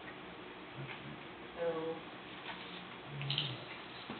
in honest elections, and I know my boss before me ran honest elections too, because I got them. Okay, are all these signed then? Okay, so I think you have the motions there to finish up, and then like I said, I'll add these to the totals, and I'll have official reports next week, and we'll need that big spreadsheet for them to sign also the totals. If not next week, the week after or something, like the big red Oh, book. yeah. The old Okay. big red, the new big red book, anyway. And then that'll be it. So we reviewed the tally sheets and poll books. County board returned with the results of provisional ballots added to the appropriate races. So you're talking about the motion to certify the results Yeah. of the election. Okay, and entertain a motion to certify the results of the canvas board. I'll make that motion. Second it. McCurry moved, Davenport seconded. Any discussion? All in favor, say aye. Anybody opposed?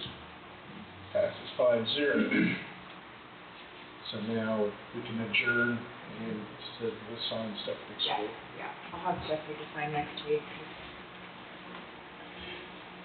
Okay, I'd entertain a motion to adjourn the canvas board at 11:11 a.m.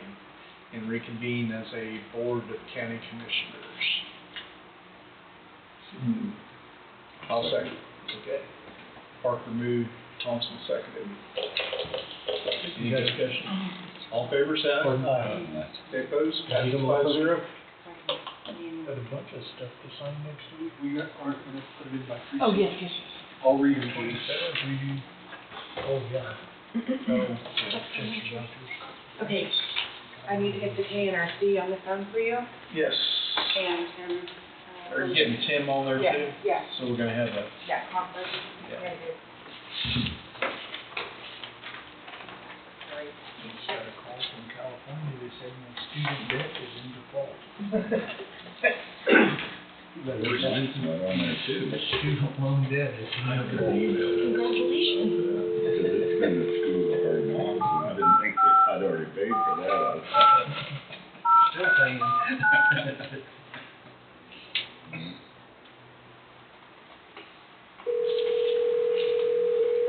Granddaughter just moved to K-State Saturday.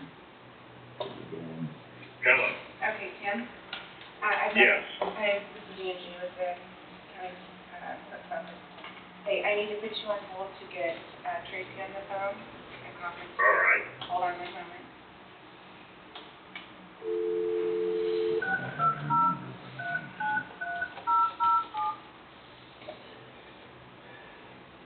The number you have dialed has not been recognized. Okay, let me try She again. don't either. You're you guys fine. have copies of the ballot questions. Yeah, someone else. I thought we had handed that. The number you have dialed has not been recognized. Oh, now I hung up on it. Okay, hold on a minute. I don't think it's the right number for her.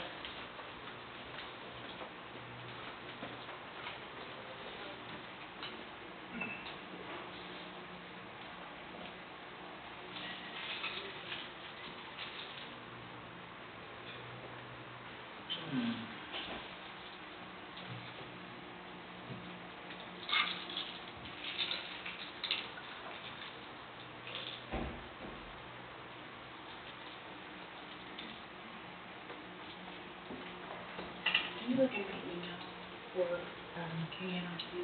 I'm gonna get it from here. Hey, have you got Tracy's number?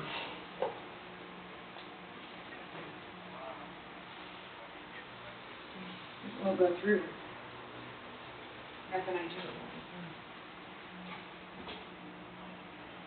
Okay. She told me he couldn't get that number to go through, I was just checking with you. Get something with the, Please dial a 1 when dialing this number.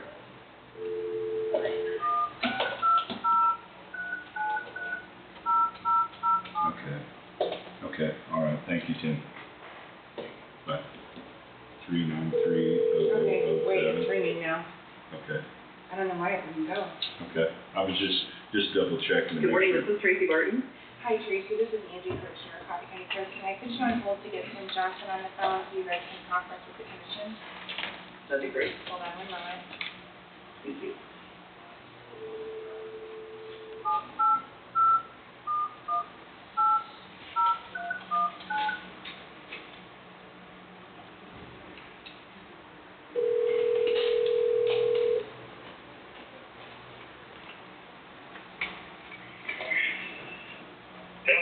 Okay, hold on. Are you there, Tracy?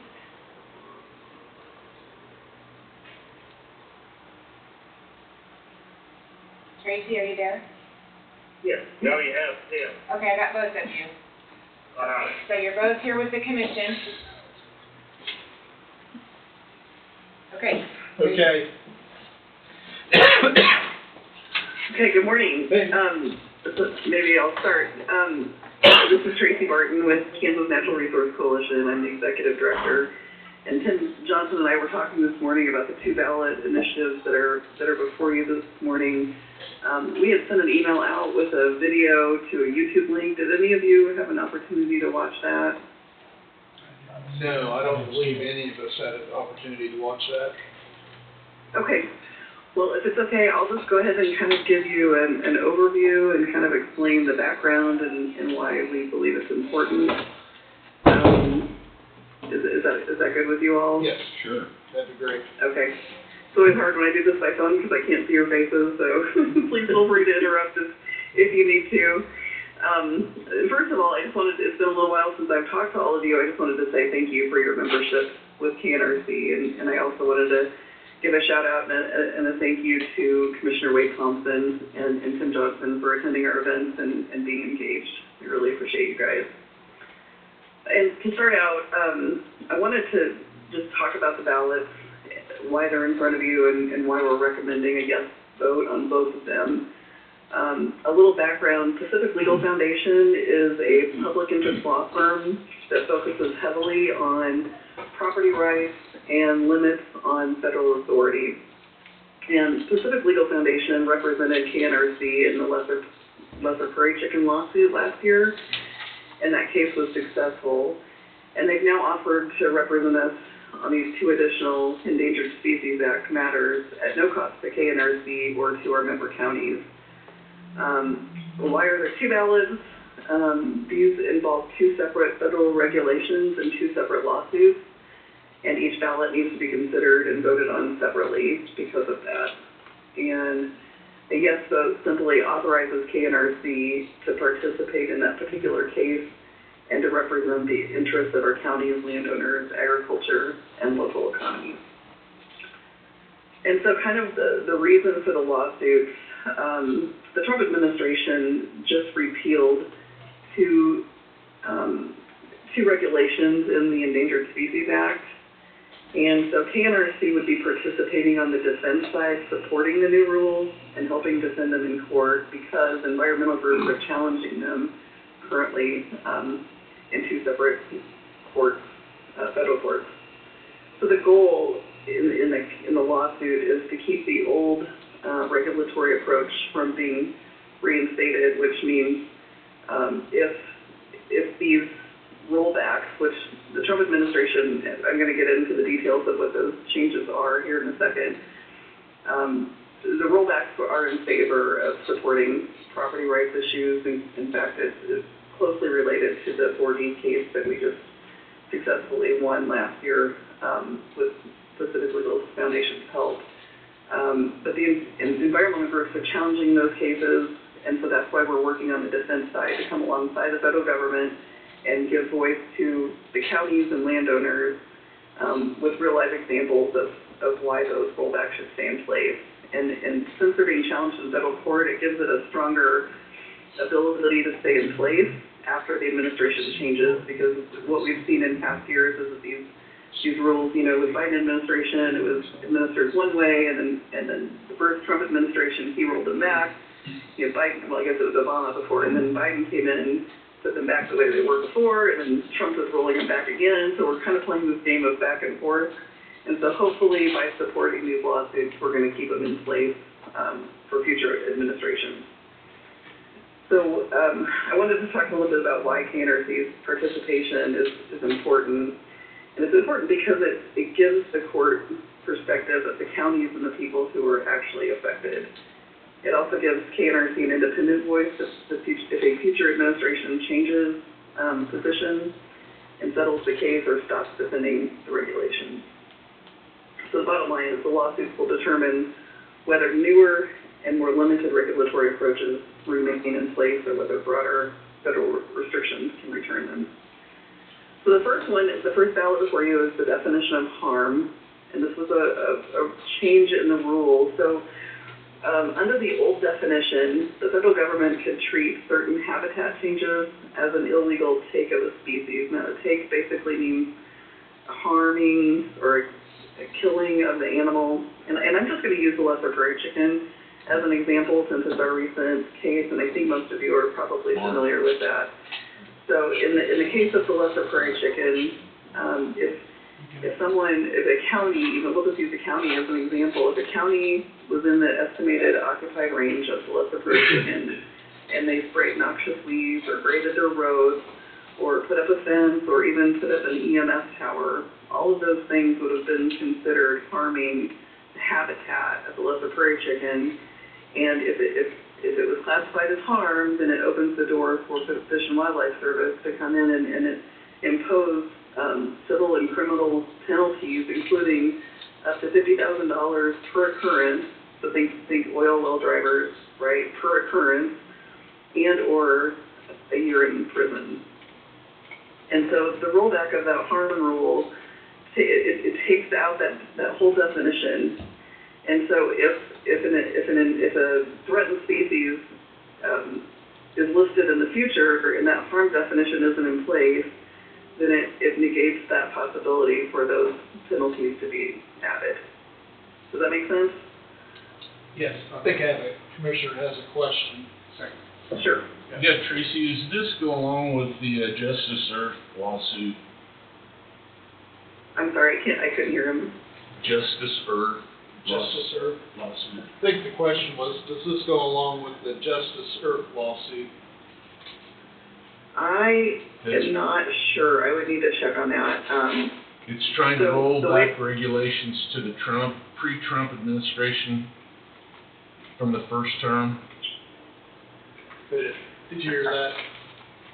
Yes, I am not sure if this is related to that. There are two separate cases where this is being challenged, and I think what Pacific Legal Foundation said they were doing is waiting for all the cases to be consolidated because there's multiple cases out there.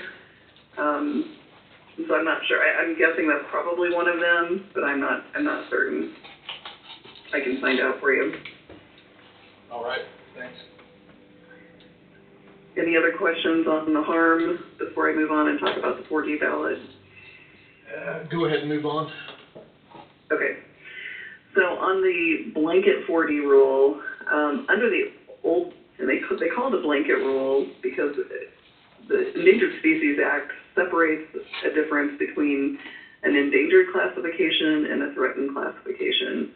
And the way that the Endangered Species Act is written is that the threatened is supposed to be treated with more strict restrictions on land use than a threatened species. But for some reason, before Trump and during, especially during the Biden era, they've used a blanket rule, which means anytime a species is listed as threatened, they add a 4D rule to it, which makes it treated exactly the same as an endangered species. So the 4D rule is where that arm was coming in that would restrict, it required grazing plans for the lesser prairie chicken. It included all those things that I listed earlier that restricted how landowners and counties treat the land. So the rollback under the new rule, Fish and Wildlife Service have to look at each threatened species individually, which means they would have to justify, if they relisted the lesser prairie chicken after the new rule is in place, they would have to justify what's necessary and advisable. They'd have to explain why those restrictions are needed, and they would have to consider the economic impacts and allow public input. And so that is, it's really a change in the way that it's being administered. It's actually, the law is actually written that way, and I believe that's the foundation of it was the foundation of our 4D case, which is why it was successful in court. So if a species is threatened because of one specific habitat issue, the government shouldn't automatically restrict unrelated activities like grazing or road maintenance, irrigation, or vegetation management, unless those activities are actually affected by the species. So why this matters, it forces the federal government to justify those restrictions instead of imposing them automatically. It gives counties and landowners a better opportunity to challenge unnecessary restrictions, and it requires consideration of how regulations affect agriculture, infrastructure, private property, and local economies. So the bottom line is the restrictions should be species-specific, justified, and economically considered, and not automatic. Any questions on that? I don't believe we have any questions. Okay, so my final comment is just the steering committee supports participation in both of these cases. As I said earlier, the Pacific Legal Foundation will represent KNRC at no cost and no cost to member counties, and we're asking for a yes vote on both ballot initiatives. Okay. Any other questions? All right, we appreciate the explanation very much. All right, thank you guys. Thanks for all that you do. Appreciate you. All right, thank And you. thank you, commissioners, for considering that. All right, thank you, Tim. Have a good one. All right, you too. Thanks. Bye-bye.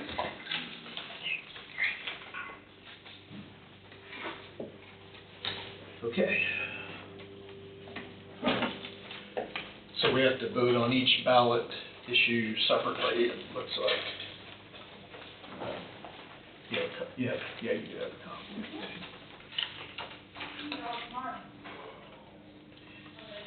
Do we have any questions or anything, or are we okay voting on each of these ballot issues right now? Okay. Ballot issue number 1 is the ESA definition of harm. So should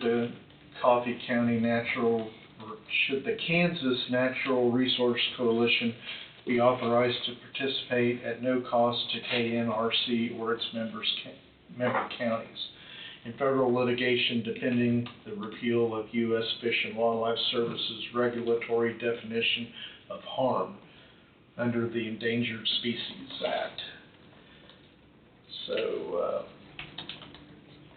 they are looking for a yes vote. If we are in agreement, then we just need to have a motion to a yes vote to authorize KNRC to participate. I'll make that motion. I'll second that. Amy Curry moved, Thompson seconded. Any discussion? All in favor, say aye. Anybody opposed?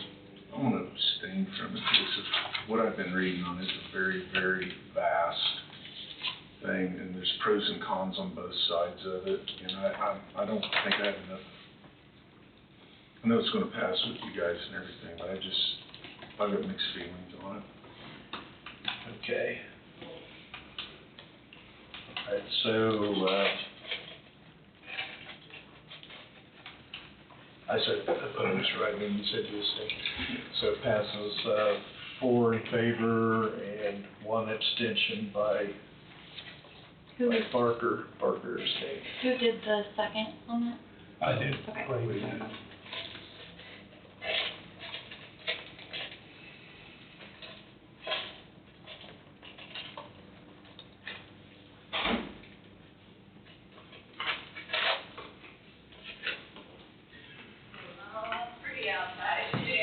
Okay, and then we have the second ballot number 2, blanket section 4D rule.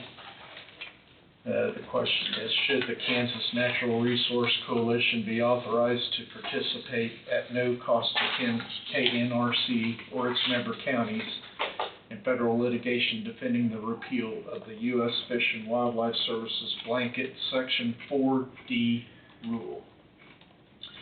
And we're looking for a yes vote to authorize KNRC to participate. I'll make that motion. Okay, McCurry moved, and I'd second it. Thompson seconded again. Any discussion on that one? All in favor, say aye. Aye. Any opposed? I'm gonna abstain again. Okay, it passes 4 in favor and 1 abstention again.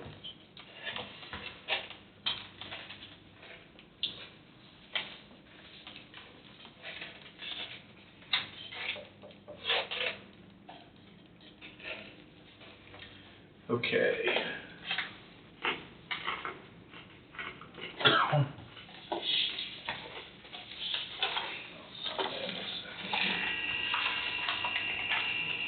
All right,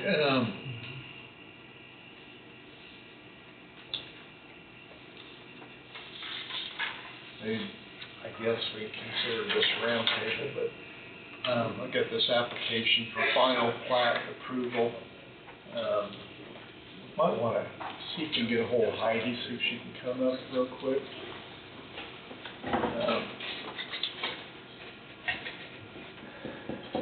I'll wait just a second to let her, she requested to be up here. If we discuss that. Yeah.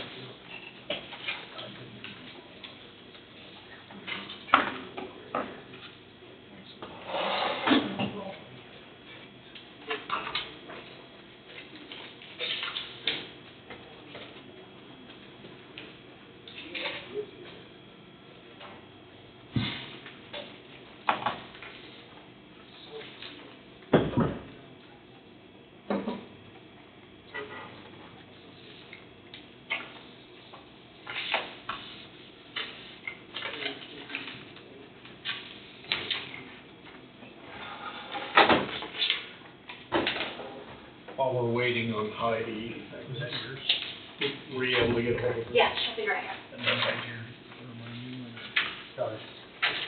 I signed that, so now Angela's signature there. Thanks. I took one of your blank ones, see if it's all right.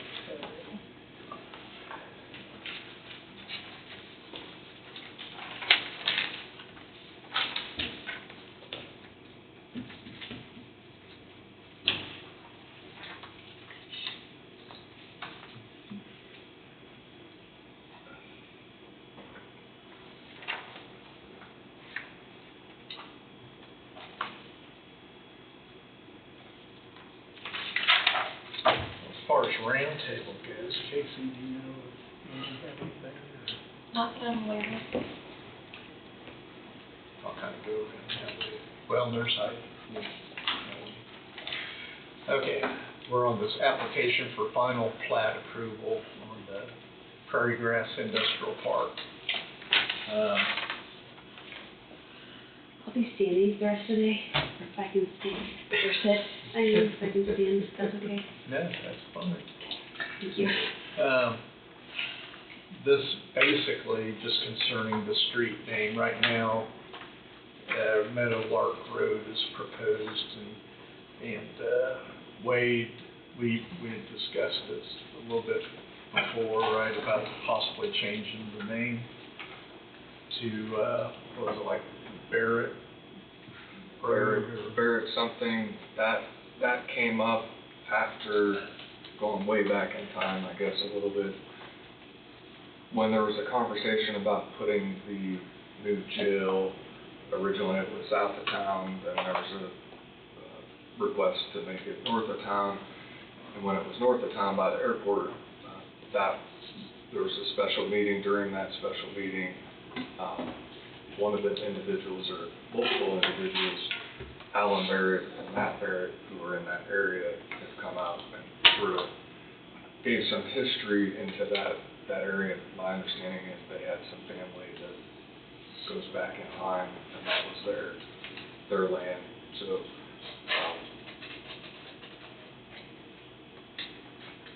out of respect to that family heritage and what land was theirs way back when, and Alan Barrett would be the historian who could go back. He provided some context into that particular area, but the suggestion would have been to name that road Barrett Lane, Barrett Road, whatever you wanted. But that's up to you guys. That's where that came from. Thinking a little bit and talking with Alan the other night at the meeting, I think it would be justice for them and show respect if we named it something like Barrett Family Road.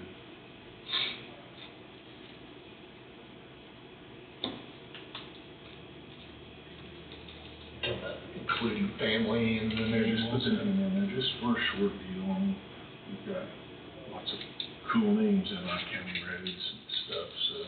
And then they would share their heritage with it, the same, the whole family. It'd be generational. It just, my only concern is just make a little bit of a longer address. I mean, I sure wouldn't have a problem with Barrett. Either, that's a suggestion. I think something there would go. I mean, I'm not 100% positive. You know, I'm just tossing that out, because all I know is, like my own business name, I soon learned to keep things short, or you write it enough times, you get tired of it, you know. It's just a thought.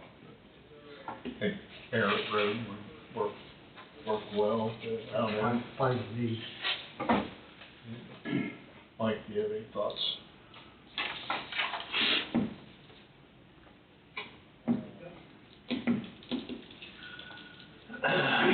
No, I'm okay with it. Okay. So we're kind of consensus. Do we need to, we don't really have to have a motion, do we? No. Go and rechange the name Consensus. on it. Yeah, I can just change the name. So if you two can sign the application from, so I can move on. That was, All I think right. I took that with me actually. Do you want me to change it? Nope. Or I know where to go to change it at, yeah.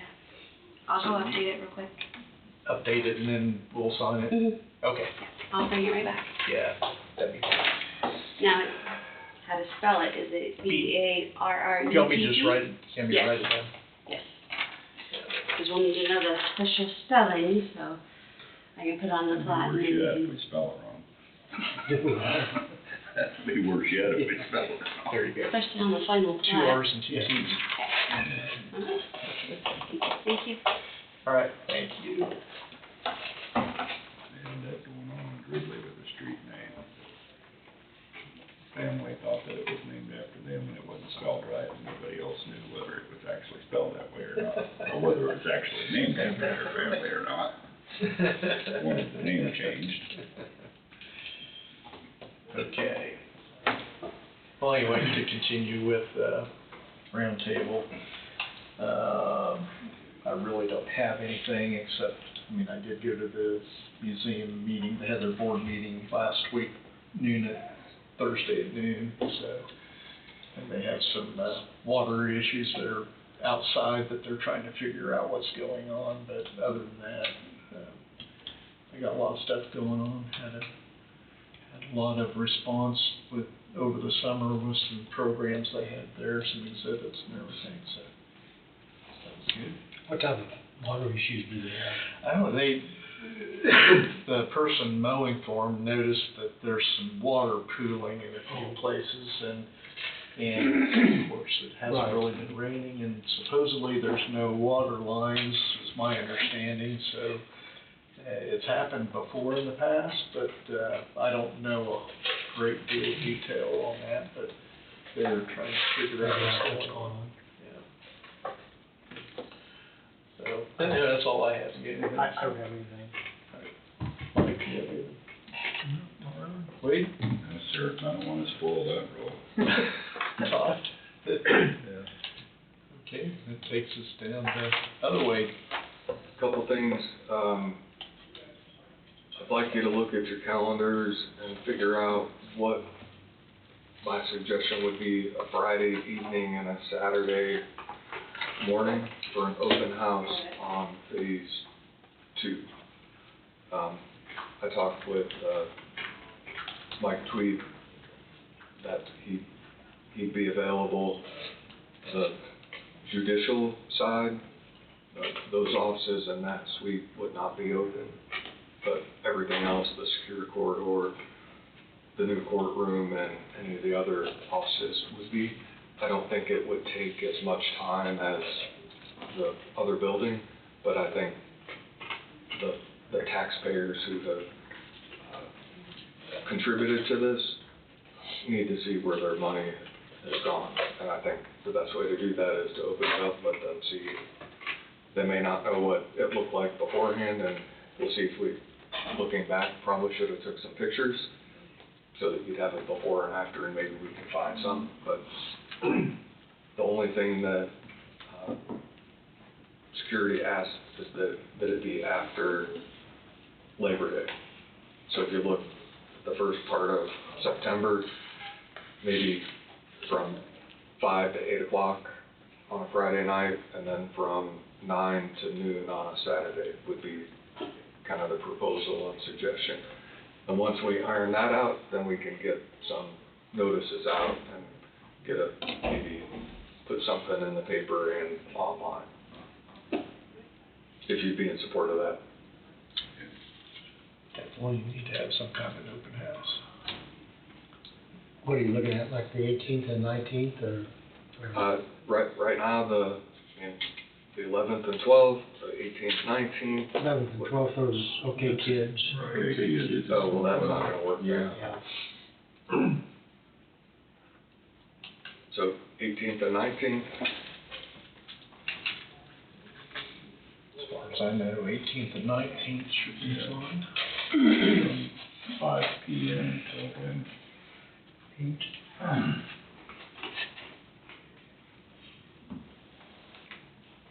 And then 9 o'clock to noon, so do you think that's enough time? I mean, that gives people who, I'm not sure on a Friday night, the sports schedule, I know we're getting into football, so that might not be the best, maybe on a Thursday night, I don't know, that's why I'm throwing it out. Thursday night would be Junior high. Well, yeah, so. You can have games every Friday night, so it comes Saturday morning if they. Yeah, and with a 5 o'clock start, they could count, because kickoff wouldn't be till 7. As long as it's a home game. If it's a home game. Yeah. Do we know that schedule? I don't. Well, and you'd be talking about all the schools in the county, so. Yeah, exactly. There's a conflict no matter when you set a date. Yeah, Then Saturday you should be doing volleyball. Yeah. Yeah. So many others should still be available Saturday morning then. Okay, but. Well, and I think going by memory, I think the 18th and 19th would be better than the following week, because you do have local volleyball tournaments on Saturday, but. And you've got a 3-hour time window, so. Yeah, even if they do play volleyball at home, when they're doing a rotation, have you down here and Okay, so you're good with 18th and 19th, Friday, the 18th from 5 to 8, the 19th from 9 to noon? Okay. Yes, so. And then to have, maybe refreshments, anything like that, for, on the 19th, donuts or something, or just come and. You let me know what you want, we'll make it happen. I think when we did the jail tour, they had cookies and stuff. Okay. Yeah. Entrance. Okay. That might be less messy than donuts. Okay. Is there any need to use the elevator on this one? There's. Forget I said that. That's pretty good. Some door will lock on somebody now. Too soon, too soon. Fortunately, no. Okay. All right.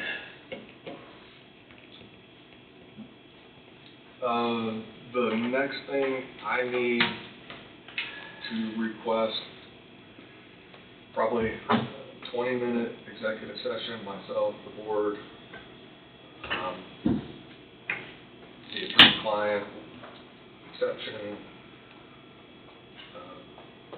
county attorney, and to discuss legal matters involving a subordinate board.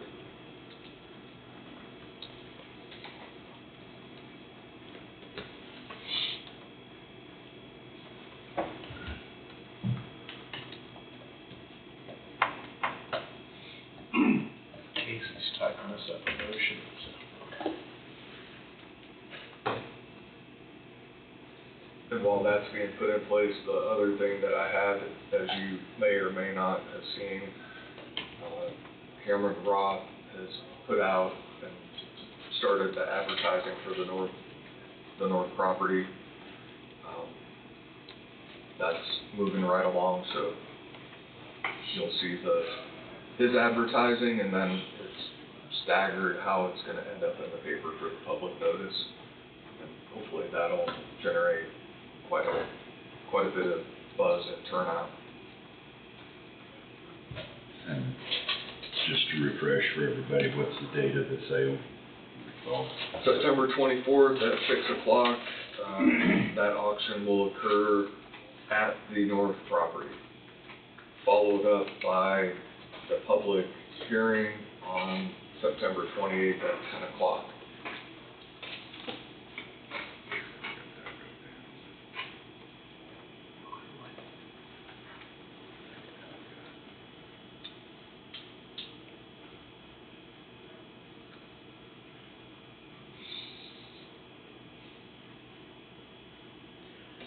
Okay, got the motion ready?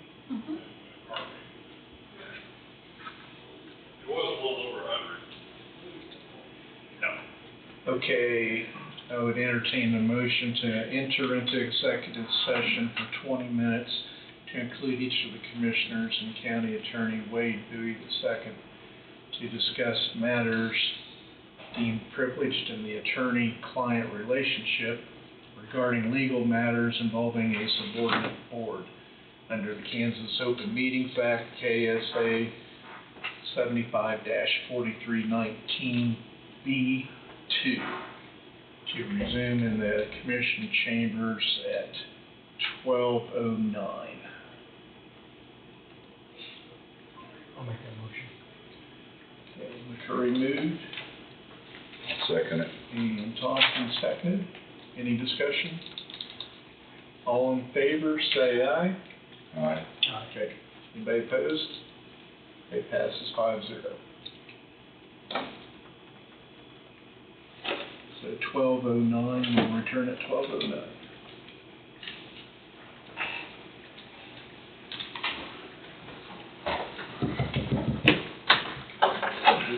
Yeah.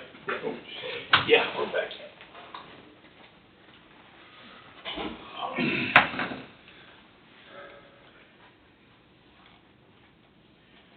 We're back in.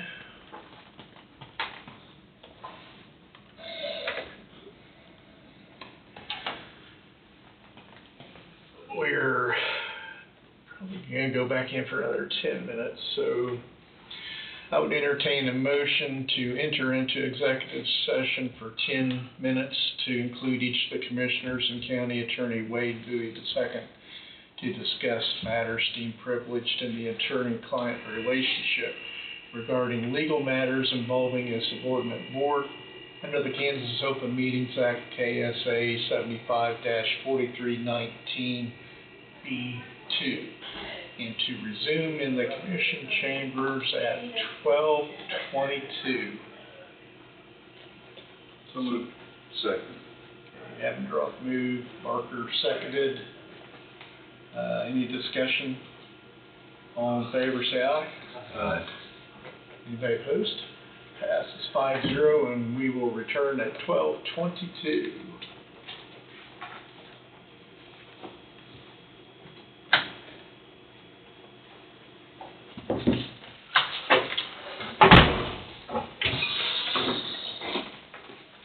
12:22, we're back in open session.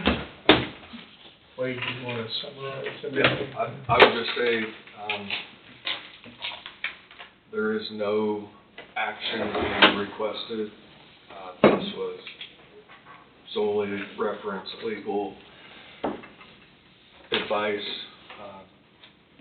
regarding a subordinate board, and that's about all it is right now. Okay. Do you have anything else?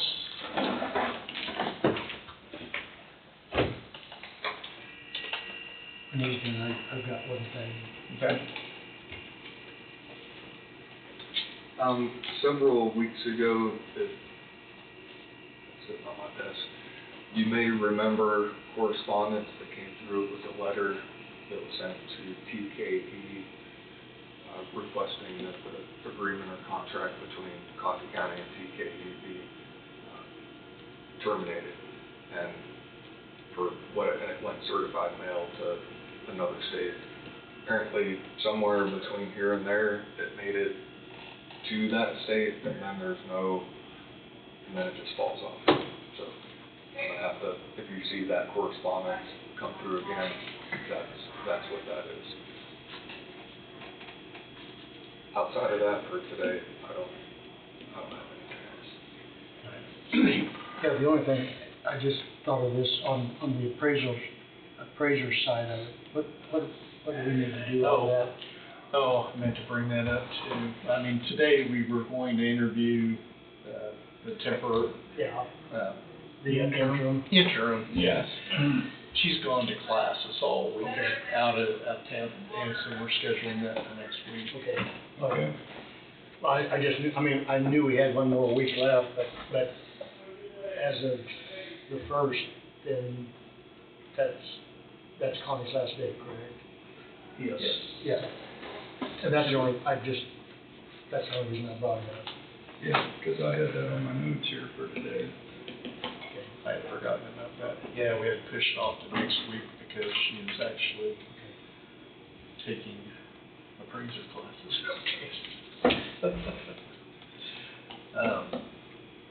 Then on the budget, I guess between now and next week, those $25,000 suggestions, yeah, I mean, to go to those entities and make sure that, I mean, that's doable. Or, I mean, I'd rather try to vet it out or whatever instead of just do it. I mean, we can just do it, but is that okay to check, see if that's that'll work just fine? With my time schedule and everything going on, I'm not gonna be able to get bonded up by mom and dad. I'll see if I can I'd like to see tackle us, some of that. yeah. Because I'm sorry, I can't help this week. But on the 300,000 that we talked about, I mean, we can do that if The that's okay 300,000, with everything. Yeah, I think that would be great. I mean, if as long as it doesn't put anything in jeopardy. And then we may be able to go further with the 25,000. There may be more that they can come up with, Yeah. as much money that they have in reserve. Right. So, and then like I said, even with the hearing next week, I mean, we can do that, hear the comments, questions, whatever, and then, We won't have to. we don't have to approve the budget next week. We Right. still take some time and possibly act on some of that. I think that'd be good. So, May hear something that gives us a food for thought on something. Yeah. so, I believe that's all I have. So, anybody else has anything? Thanks, we'll adjourn at 12:27.